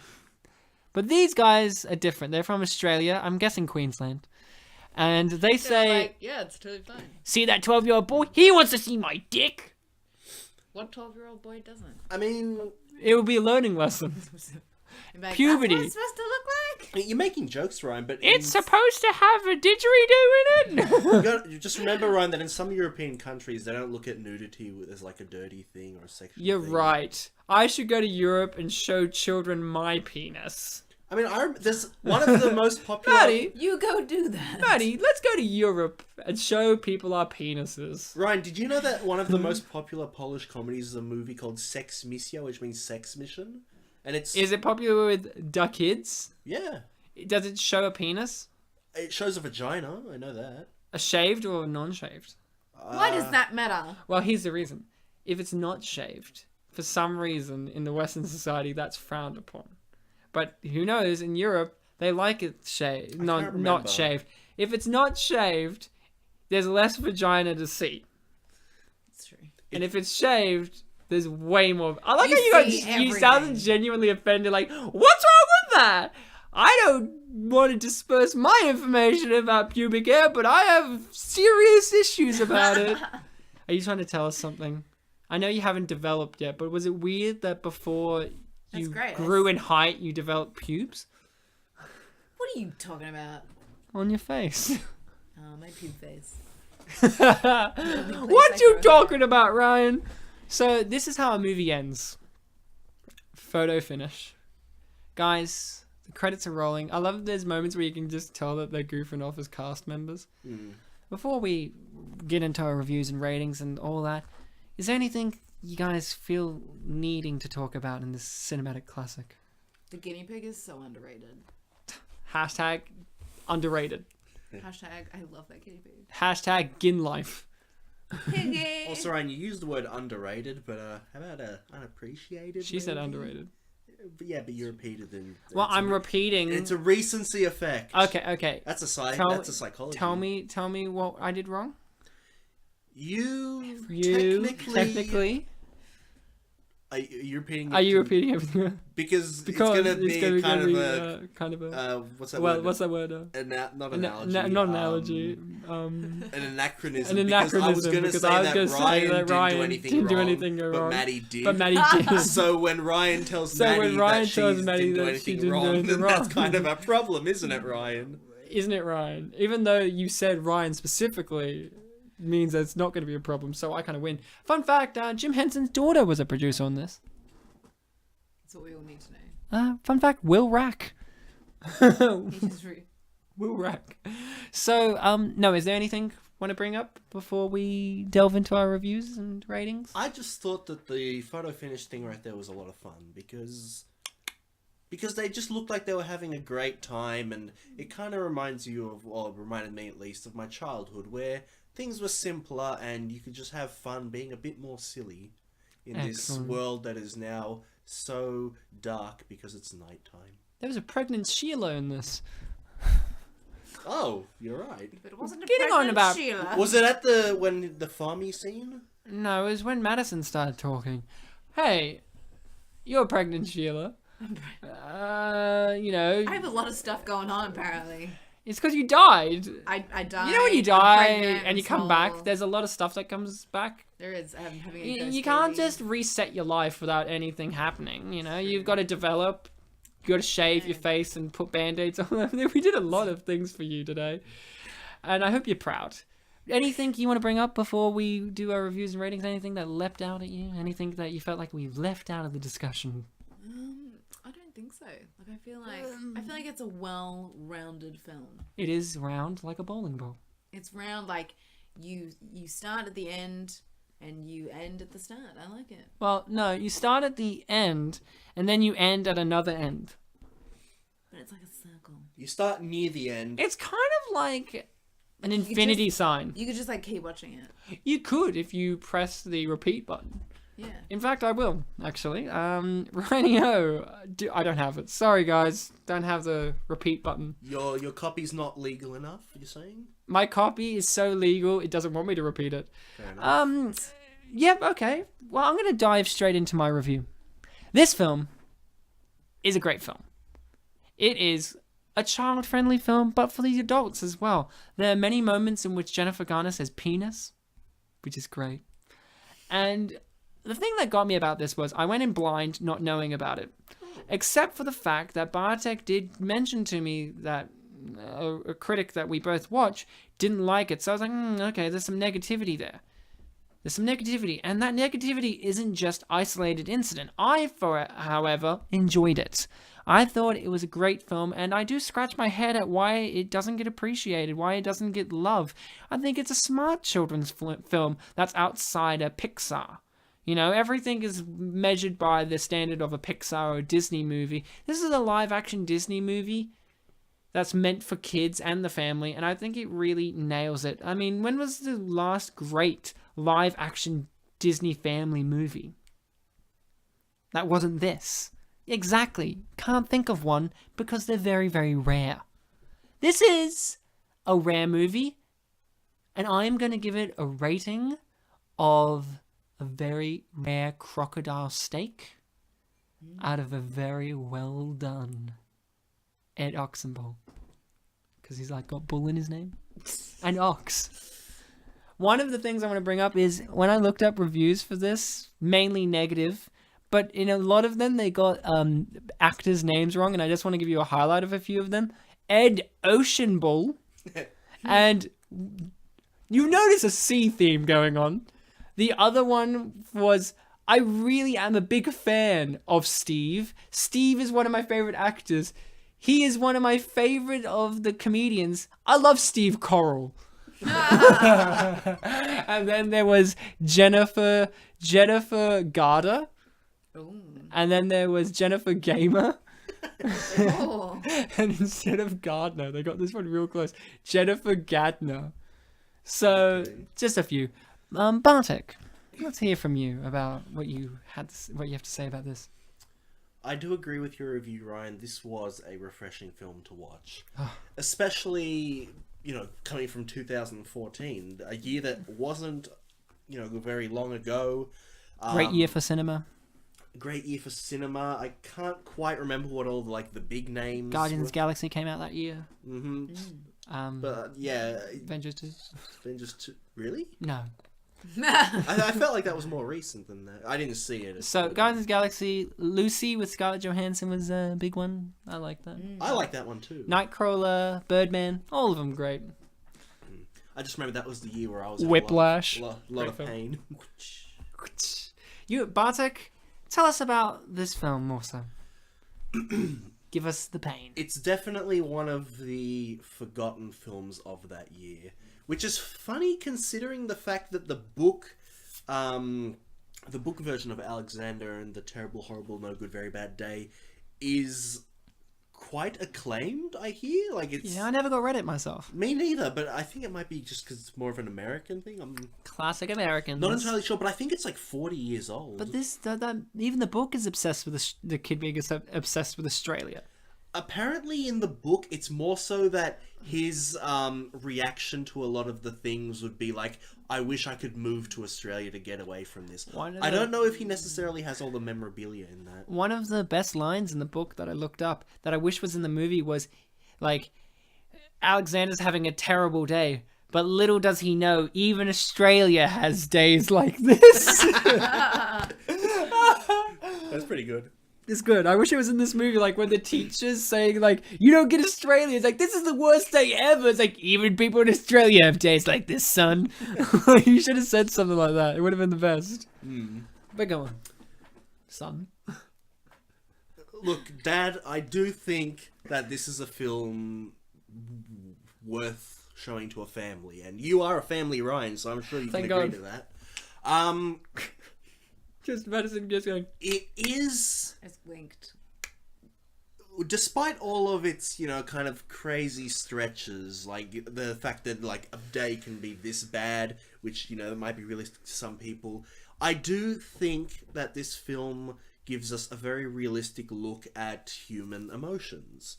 The kid is he's the third of 4 children in a family, so he's technically in that middle child range. He's Malcolm from Malcolm in the Middle. I have been friends with someone who noticeably pointed out the fact that he was a middle child and how it kind of was hard for him at home because you're not the youngest, but you're also not the oldest. You're in that middle ground of you haven't been around the longest, but you're also not the freshest. Turd on the block, yeah. Freshest turd on the block. You're just a bit more rotten. You're not white yet, but you're not brown either. So I can definitely sympathize with him, and especially that scene at the quote-unquote dinner during the bright sunlight and all of that. He does have that whole thing of pointing out how great everyone's day was, but how miserable his was, and I feel like that was a very, very sympathetic, almost empathetic scene, because there was that whole bit about Jennifer Gardner, his mum. Is it Gardner or Gardner? Garner. Garner. Okay, there's no D. There is no D. Okay. There is She ain't getting the D from Ben no more. There is that one point where he says that nobody cares about him, and then she just kind of like, we do care, and then she cuts to something else.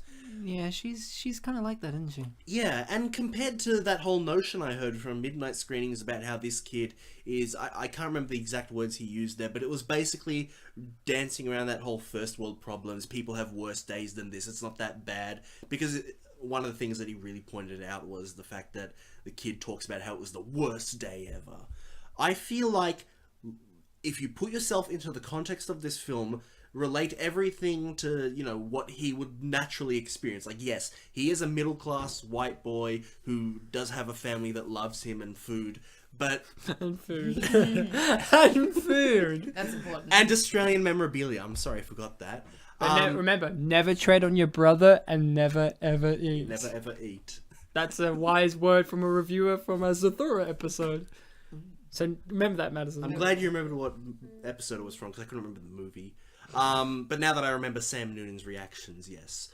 I think that he was sympathetic because you have to look at characters in the context that they grow up with. And I think that makes this a successful film, and it just needs people to watch it, which is kind of a conclusion we can come to with any episode, any movie we do on this show. But I feel like this one is definitely up there in the terms of the greatest films we've done. Yes. Excellent. Your rating? The rating that I would give this film, what to give it, I would give it all of the Jacksons out of 5. Yes! Mad Max. It's your turn now. Mad Dog Max. Rose. Maddie, come I on. have so many things to say. I love this movie. Of course you did. It's magical in more than ways than one. How a day can be that bad and that long.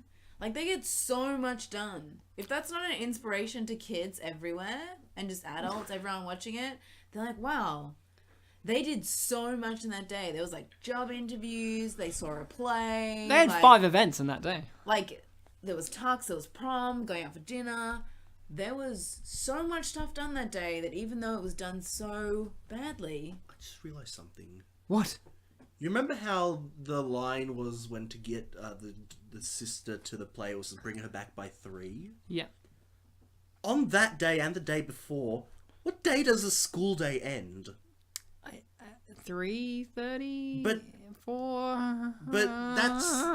So that explains why the dinner was during the sunlight, right? Of course, because school when day I ends early. I mean, when I finished school at 3:30, I'd have dinner at 4. Obviously. Mad Dog, Maddie, Madster, Mad, Mad you, Ryan. Mad Magazine. Keep going. How could you?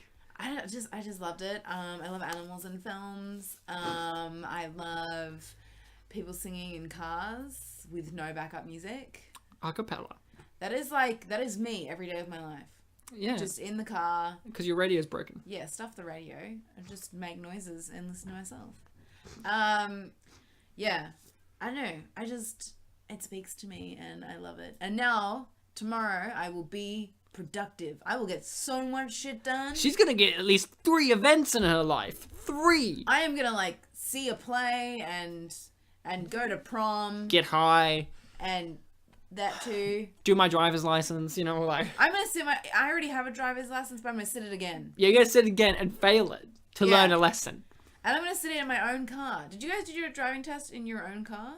I didn't. I don't have a driver's license. I'm still on L's. But you've had to do. Oh my god! No, but he's had to do driving tests, and you've not done it in driving lessons. I mean, yeah, I had Driving an instructor test. 9 times. Haven't you had to do driving tests even to get your L's? No, you have to do an No, online it's test. Oh, that's Consider well, stupid. Madison. keep us going with your amazing review. Yeah. Anyway, I think it's amazing that he sat in his own car because I don't think that's a thing here. No. I'm pretty sure you have to sit in their car. Yeah, where they have like the special wheel.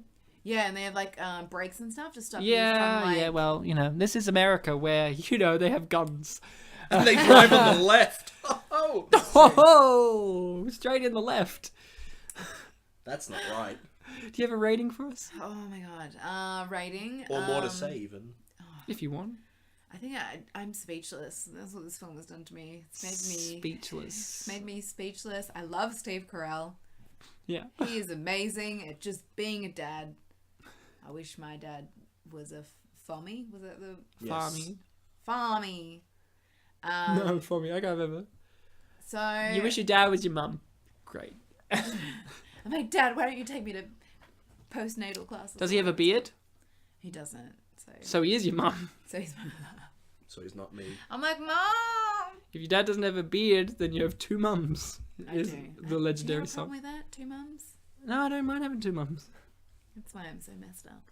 Yeah, that's it. That's the reason. Give us a rating, girl. Or boy, or it. Creature. I'm gonna give it 7 guinea pigs out of Steve Carell. That's a lot of Carell. What's the conversion rate on that? Well, Steve Carell, from what her approximation is the size of 7 guinea pigs combined. So it's I'll give basically you- like 100%? Yeah. 100. Okay. If you like line them all up on top of each other. So, hold on a second. hold on, yeah. If you have 2 mummies, then where come from the sperm? She is a sperm. I am Jesus, the second coming. The third coming. Of Trist? So, guys, I have reviews from IMDb. Bartek has also got some comments from YouTube. Bartek, do you get these comments from YouTube from the trailer? I did. Anywhere else? Just the trailer? This You focused time, on? just the trailer. Fantastic. Well, I've got some great reviews from IMDb. I'm going to start off with... Now, here's something. A lot of negative reviews. There are only 9 pages of reviews, and there are only very few 10-star reviews. A lot of 5-star reviews and lower. I've got a 5-star review straight off the bat. It's very simple, but straight to the point. It's called Simple Movie for the Family on a Sunday. The reason I give this a 5 out of 10 is that this movie is a good one for the kids. A movie with a simple lesson to accept the bad days and enjoy the every good one. To be more positive, about the movie out of my point of view, well, not that awesome, but you can't expect a lot of this kind of movies. Steve Carell didn't perform at his best, that is obvious, but that wasn't even necessary. After all, this whole movie was from the point of view of Alexander. Of course, they did choose to make it a little childish. I believe the acting was also based on the viewer to be around 5 to 10 years old. Some simple jokes, not a lot of jokes where to use the brain, but more of the eyes. And then I'm going to read one more. Now, this is an 8-star review written in 2014, so the movie came out. This review has spoilers, and it's called Judy Verrost wrote the story in 1972, ... And this, just for context, is written by Edgar Allan Poe. and it's since it's ... He wants me to read it, the intro, along with the thing. So here we go. Judy Verrost wrote this story in 1972. But there was no reason to make it into a movie till now.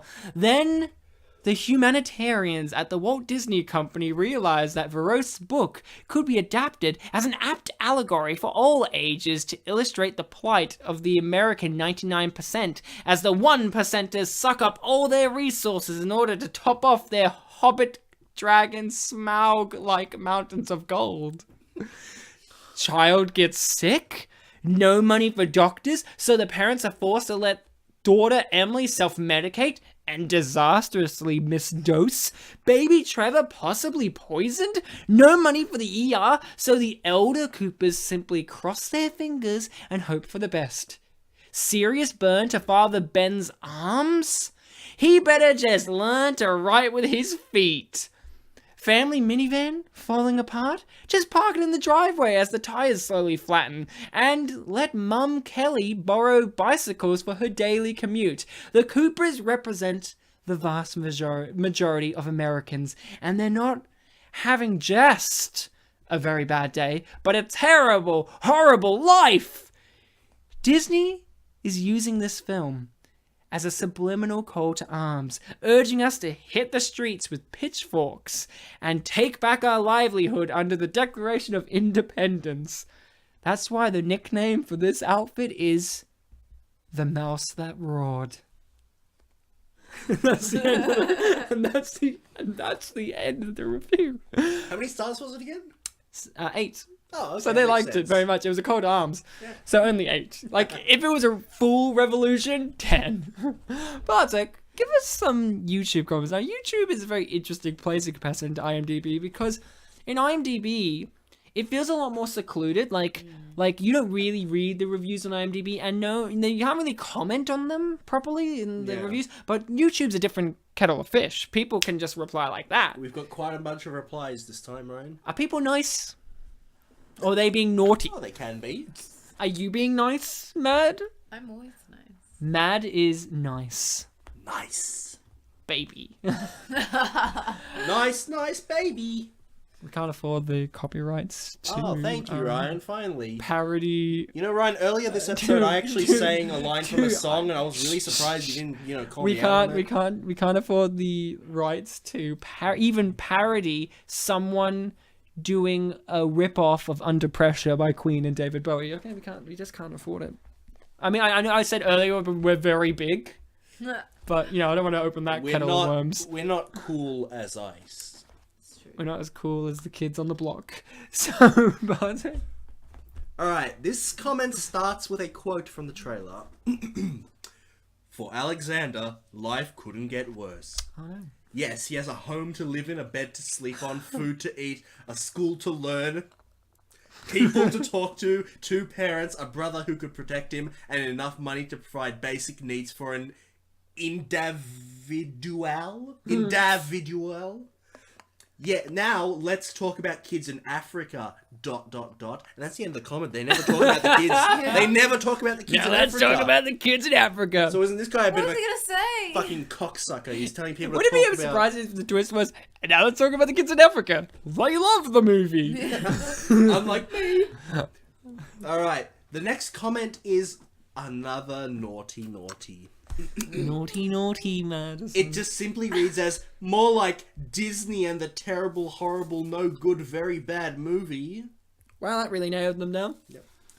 And there's another one that's negative, but this one has responses. So we Oh, know good. that Okay. Thank we'll God feel someone's better. defending the art. The initial comment is, boy, this looks terrible. Oh, man. ... Response, it's funny. Response, shut up, you have no taste or sense of humor whatsoever. And there's one more response. You don't know how horrible and inappropriate the movie spoiler they say in penis dumping male strippers at the end. You know what I would have replied with that? Yeah. Can I read that comment? Where is it? It's this. So I would have said, like, boy, this looks terrible. And then I would have said, boy, it looks horrible. And then, boy, it looks no good. And then, boy, this looks very bad. And then, boy, what a day. I can just spell out the whole fucking movie. Mm-hmm. Give me some more, Bartek. This next comment is more Fill me positive. up. It's, I laughed. That's enough to make me want to see the movie. It's very cute, isn't it, Ryan? Give us Simple. Give us your next round. I see you got some replies there. There are a lot of replies. People love replying. This next you know. one, initial comment. From my perspective, this is a great movie, especially when Alexander's family has a bad day, but Alexander doesn't. Response. It's obvious that it's obvious that is a so good movie, especially when Alexander's brother chose his family and left his girlfriend, and the scene when the whole family were singing in the car, it was just an amazing thing. And then the last response is, thank you for the spoilers. Well, I've got an amazing review here from the magical dimension that is Norway. It is a 6-star review. Hold on to your trousers. Because this review contains spoilers. It's called Okay Movie, but... Okay Movie, but... Film review of the movie Alexander and the Terrible, Horrible, No Good, Very Bad Day. Introduction. Alexander and the Terrible, Horrible, No Good, Very Bad Day was launched in 2014 by Disney and was directed by Miguel Artero. I'm just going to call him Miguel. Alexander and the Terrible is a comedy and family film with an age limit year 9 plus. It was produced by Sean Levy, Dan Levina, and Lisa Henson. Main actors: Steve Carell as Ben Cooper, Jennifer Garner as Kelly Cooper, Dylan Remind, that's his middle name, Remind, it's probably pronounced different, Dylan Remind Gillette as Anthony Cooper, Kerris Dorsey as Emily Cooper, Ed Oxenbould as Alexander Cooper, and Elise Vergara's and Zoe Vergara's as Baby Trevor. Main action. The film begins with Alexander wakes up in the morning. That makes sense. The film begins with Alexander wakes up in the morning. Everyone else has a glorious day. He goes to brush your teeth. And he goes to brush your teeth, and her sister Kelly discovers gum in his hair. He ends up cutting a piece of hair. The mother can be vice president. The father can join a game company as video game programmer. His brother has a perfect life with girlfriend and will run up to the driver's license. And her sister has got the role of Peter Pan play at school. He comes to school and learns that Philip Parker's having a party, not birthday. Not. Just to go away from the review for a second, I didn't realize that the kid, Philip, it wasn't his birthday that he was having a party for. He was just having a party, but back to the review. It's a line in the movie. I forgot. A party, not birthday, on Alexander's birthday. Everyone will go to his party. Alexander set fire to crush his lab book. He ran after day with more and more bad luck. The next day was his birthday. His desire that everyone in the family got to know how his day was every day. Alexander has an absolute perfect day. Philip Parker has gotten chicken pox and his party is cancelled, while Alexander has an absolutely perfect day. Has everyone else in the family an absolutely terrible, no good, very bad day? Maura nearly lost your job. Dad's interview did not go well. Baby Trevor ate a pen. Sorry, there's that statement. It is funny.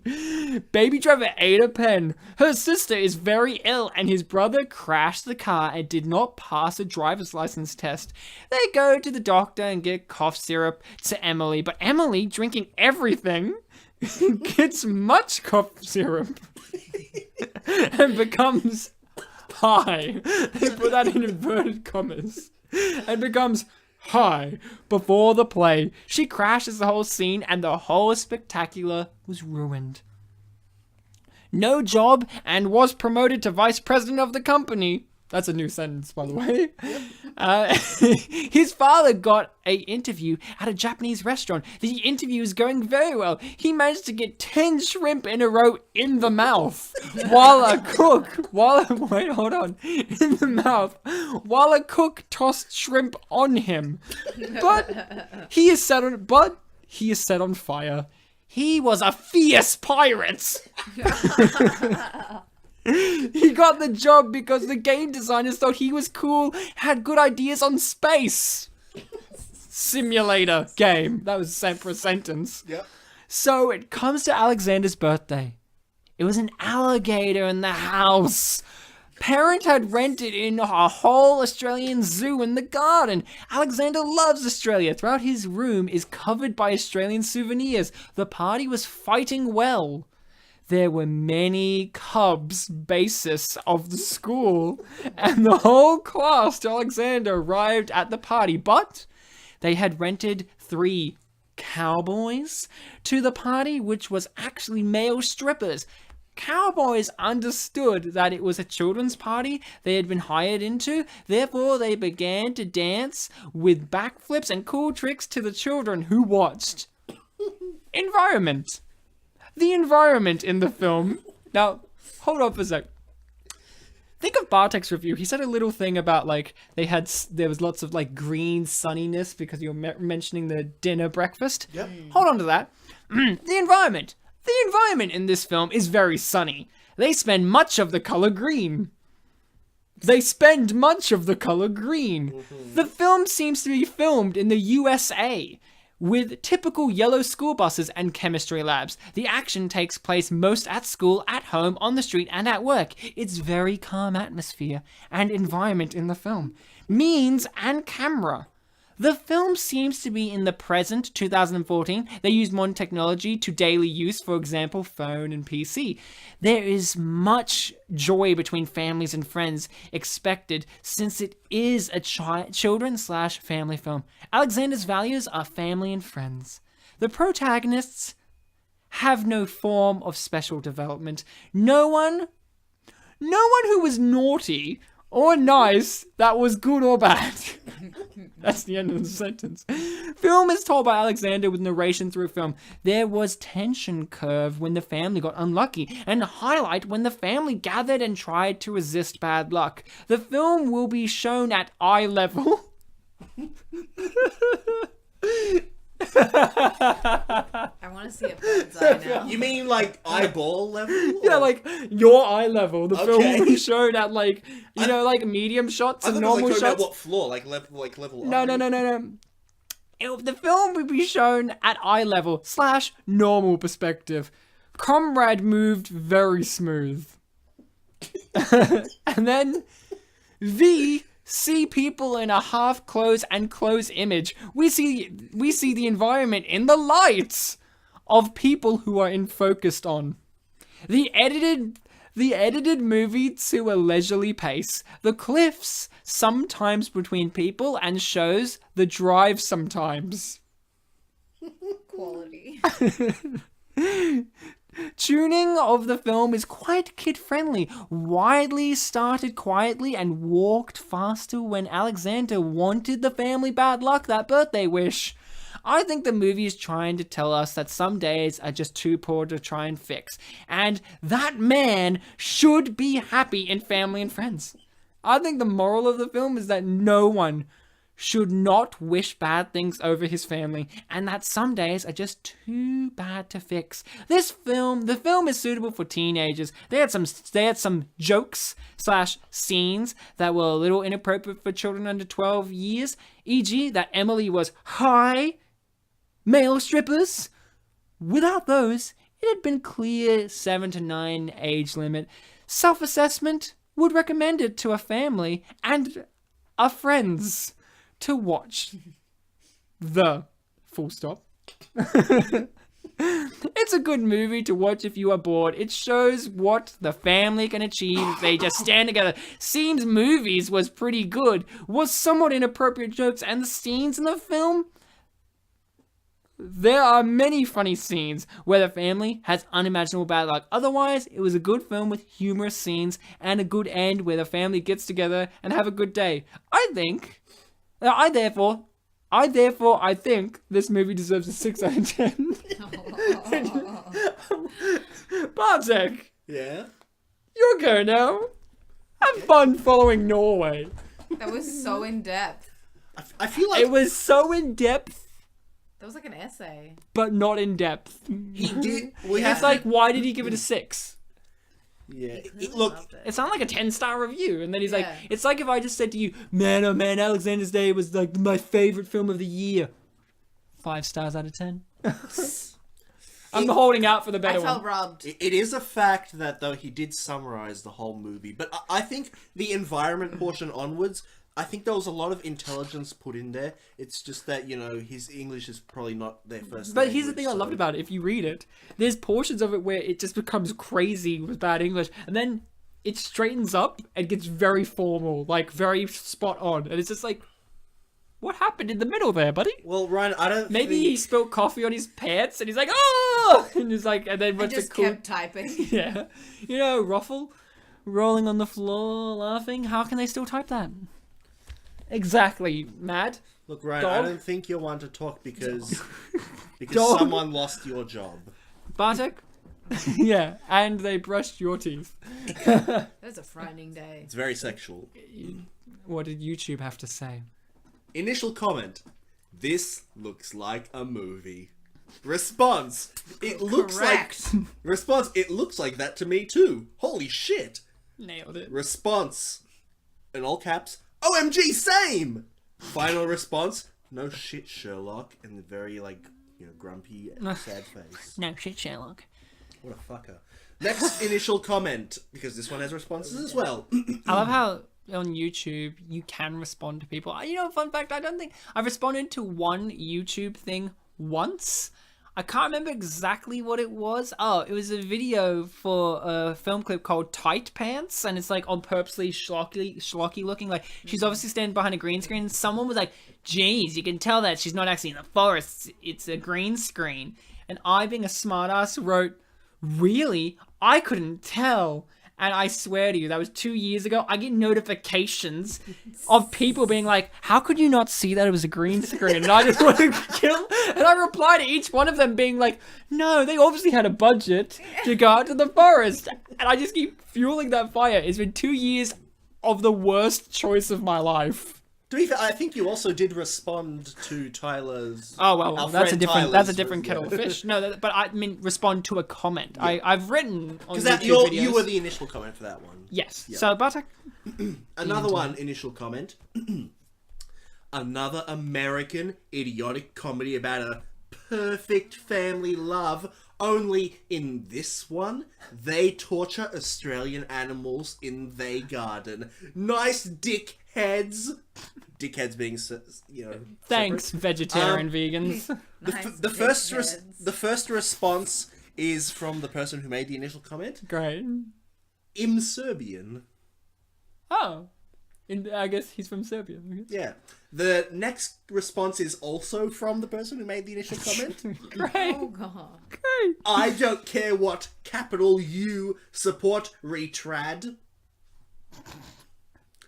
You're a That's reach. very angry person. The He's next from Syria. Was it Syria? Serbia. So he's from Serbia. They're very angry. The next response is not from him. It's Oh, thank God. the animals were CGI. No, they weren't. Not all of them. Then There's very few that was CG. the original commenter responded with, "What is that?" And the final response said, "You're one dumb motherfucker." Which is just YouTube comments culture in a nutshell. You one dumb motherfucker. Do you have one more? I have a few more. I can read one more if you have more. Yeah, give me reviews. more. I have two more. And they are glorious. I have three more. The one that I'm up to right now is the shortest of the three. Give me one, shorty boy. Well, this shorty me up. boy is... It's a positive one. It's just a statement that's Let's end on a absolutely positive true. note. Well, I mean, I have two more. after You know what I this mean, one. like, for the session. Or... Yes. And it's... We Look, want our high hopes up. it's very simple. It simply says we need more these kind of movies. Great. I have a negative review. It's a 2-star one called I'm more upset with the reviews than the movie. This review contains spoiler. Let's go right out of the gate, Madison. This is what they had to say. Right out the gate, I gave this movie a 2 out of 10 purely because it's visually a Hollywood quality movie. It offers nothing else at all. The funny thing is, the previous 5 to 10 reviews all point out most of the same exact issues with the movie I found. First off, this is the ugliest cast of Hollywood movie I've ever seen. I love Carell, but let's face it, he's no model. Garner has a disaster pie for a face. Oh. And the kids all look like the ugly cousins from out of state that you forgot you're related to. Alexander is an amazingly underdeveloped 12-year-old, and I get it. At 12, not all kids are not physically mature, but I think he would pass more for a 10-year-old. And of course, his nemesis also looks like a 9-year-old dressed from Justin Bieber's closet. I know these are the most superficial complaints of all time, but visually... You can say that again. But visually, it's laughable. The 12-year-old version of myself could have picked on Alexander's older brother, so I find it all entirely unrelatable. Also, other users, this is true guys, also other users notice there's something wrong with Alexander's mouth. Something very wrong. Some goofy, cock-jawed lisp. It makes every second of dialogue unbearable to watch and hear. It's offensive to two senses! Why did you cast this kid? Worst of all, I didn't expect a masterpiece. But with Carell, I had expectations of a G-rated knee slapper with some inoffensive family mishaps worth watching. But this movie is so out of touch with high school and preteen life, it's nearly the only laughable factor of the film. I'm in my early 20s, and the slang that's lumped into the film was on the way out of fashion when I was 12. Seriously, an Axe body spray bit in a 2014 to 15? Are you kidding me? No surprise it's based on a book by an 80-year-old woman and screenwritten by a 40-year-old that I doubt has ever said the word tight in his life. I'm surprised the movie wasn't called LOL BRB. And the only way to reserve tickets was to call Mr. Movie Phone. Oh, and an 80-minute runtime including credits. I'm sure 120 minutes this could be a lethal dose of 2004 relevant material. Unbelievable. The ridiculous positive reviews near the bottom of the reviews. A 10 out of 10? In what universe could this be a perfect movie? Have you ever even seen a movie? I understand an 8 out of 10 if you have poor taste. Madison, I understand if you have an 8 out of 10 if you have poor taste, but a perfect 10 out of 10? This wasn't even the best family movie of the year. It wasn't even a good family movie. Skip it at all costs and buy your kids Monsters, Inc. if you want a good family movie. Oh. Then I've got my last review here, Bartek. And this guy says, fuck you to that guy. Not literally, but in attitude. Like to that Figuratively. His review is called Jesse's Review, 10 out of 10. Alexander and the Terrible, Horrible, No Good, Very Bad Day rocks! I got that movie in my head for like 8 days. Steve Carell, you make me laugh like a duck. Jennifer Garner, your performance is totally outstanding. Dylan Minnette, you are also amazing and awesome in that style for the movie, and it's so cool. I love it. Kerris Dorsey, you are amazing and beautiful actress because I love that Peter Pan style. Kerris Dorsey is phenomenal and awesome. Ed Oxenbould, you are the most amazing actor that I saw when I saw the trailer and the movie because that is a great work of style and a great work of acting, and I love that. You guys are awesome. So yarsome. Donald Glover is super duper funny. This is a great Disney movie. Acting is fun. Just as a general comment. It's one statement. Like, acting is fun. Acting is fun. I love acting. The best scene in life is the kangaroo. I love it. It's better with great laughter and super comedy. Steve Carell is so awesome and funny and outstanding. And that's what IMDb had to say about this movie. Thank you, IMDb. I salute you for your magnificent pieces of work that you've given us, such as Jesse. I'm glad someone agreed with us. Jesse's girl. No, Jesse's review. We can't afford the copyright. So, do you salute the second last review? I do, because he was honest. You gotta salute the haters, because they're putting their souls out there. I think if you don't have anything nice to say... If you don't have anything else to say, don't say it at all. But that guy wasn't just being a dick, like the negative guy. He was giving a service. Like, he was like, no, don't do this. It wasn't like he's like, I hate all of you because you like a movie, and not offering any reasons why he doesn't like a movie. Bartek, what did YouTube have to serve us up? The wonderful land of YouTube, where people tell you to go kill yourself and also say lol at the end of it, so you think it's a joke. No, this one's more on the nanny state side of things, Ryan. I love the nanny. Fran Drescher's great. Initial comment, and for some reason this whole comment is a quote, because it's in quotation marks. Maybe it's a quote from the film. It's a quote from them. MRW stands for my reaction when. MRW, I take my 8-year-old niece to a PG movie and it has male strippers, says penis at least 5 times, and shows a middle school aged girl getting drunk off cough syrup. Fun fact, that same comment was a review on IMDb that I didn't include. So he The quoted exact same. So that's actually a quote of an already existing review. Maybe that's why they're quoting it. Yeah, they had. that makes sense.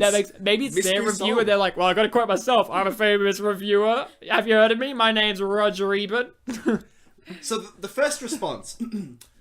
Why, instead of keeping your children away from these words which they are going to hear anyways 1,000,000 times before they become 8, you don't teach them the meaning of those and to not say them? And by the way, trust a child will never focus on the word penis. Oh, they're wrong. Won't understand that the girl got drunk and definitely won't care about the stripers. They will probably be too blown away by the kangaroo and the crocodile. I mean, they are kids, for God, S sake, not easily but hurt adults. And the final response, and this one's a weird one. I want to know what this person's on about. I hope they're okay. This final response, they censor some of the words. Oh, that's good. They're So- Christian. They're a strong Christian woman. So I'll take a break and tell you when words are censored. Oh, thank God. Yeah, okay. When you use language like, and this word is censored, it's meant to be penis, but it's P, pound symbol, They percentage used the sign. pounds? Oh, Yeah. wow. They didn't use asterisks. I was going to say hashtag, but that's not right.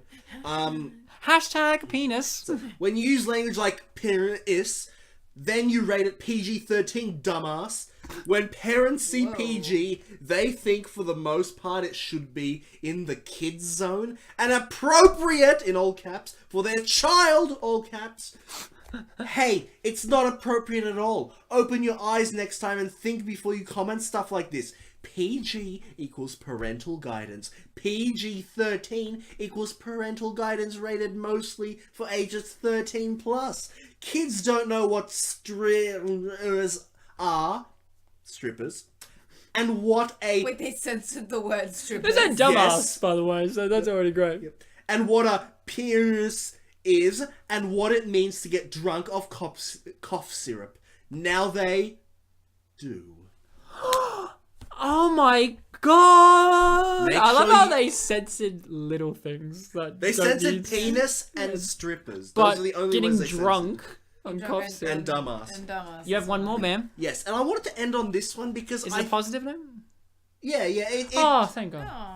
It's not so much about the movie, but it's about a recurring notion that we've heard in the past, Ryan, of adaptations and a problem people have with them. And in fact, you read a review not too long ago that touched upon this comment. It was the one that said, like, it was written by an 80-year-old woman. Yeah, and- that classic hater. Yeah, so this one, I think it just sheds some light on the reality of some of these adaptations.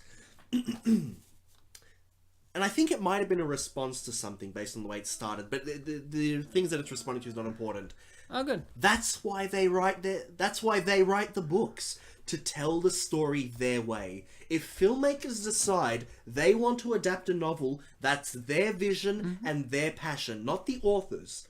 Just because the author wrote the story, that in no way makes them knowledgeable of the filmmaking process. They can be around the production and lend advice to the filmmakers, but they shouldn't have any definitive say about the adaptation themselves. Emotional. Wise. Emotional words to end on. This has been an emotional episode. I feel like we've really grown as people. I mean, Mad Dog has physically grown since the end of the episode. Grown a full centimeter. A whole centimeter. It's amazing, you know? And that's like vertically, of course. You know. Not the fingers. Yeah, not the fingers. Like, she's grown in height. I'm watching my weight, guys.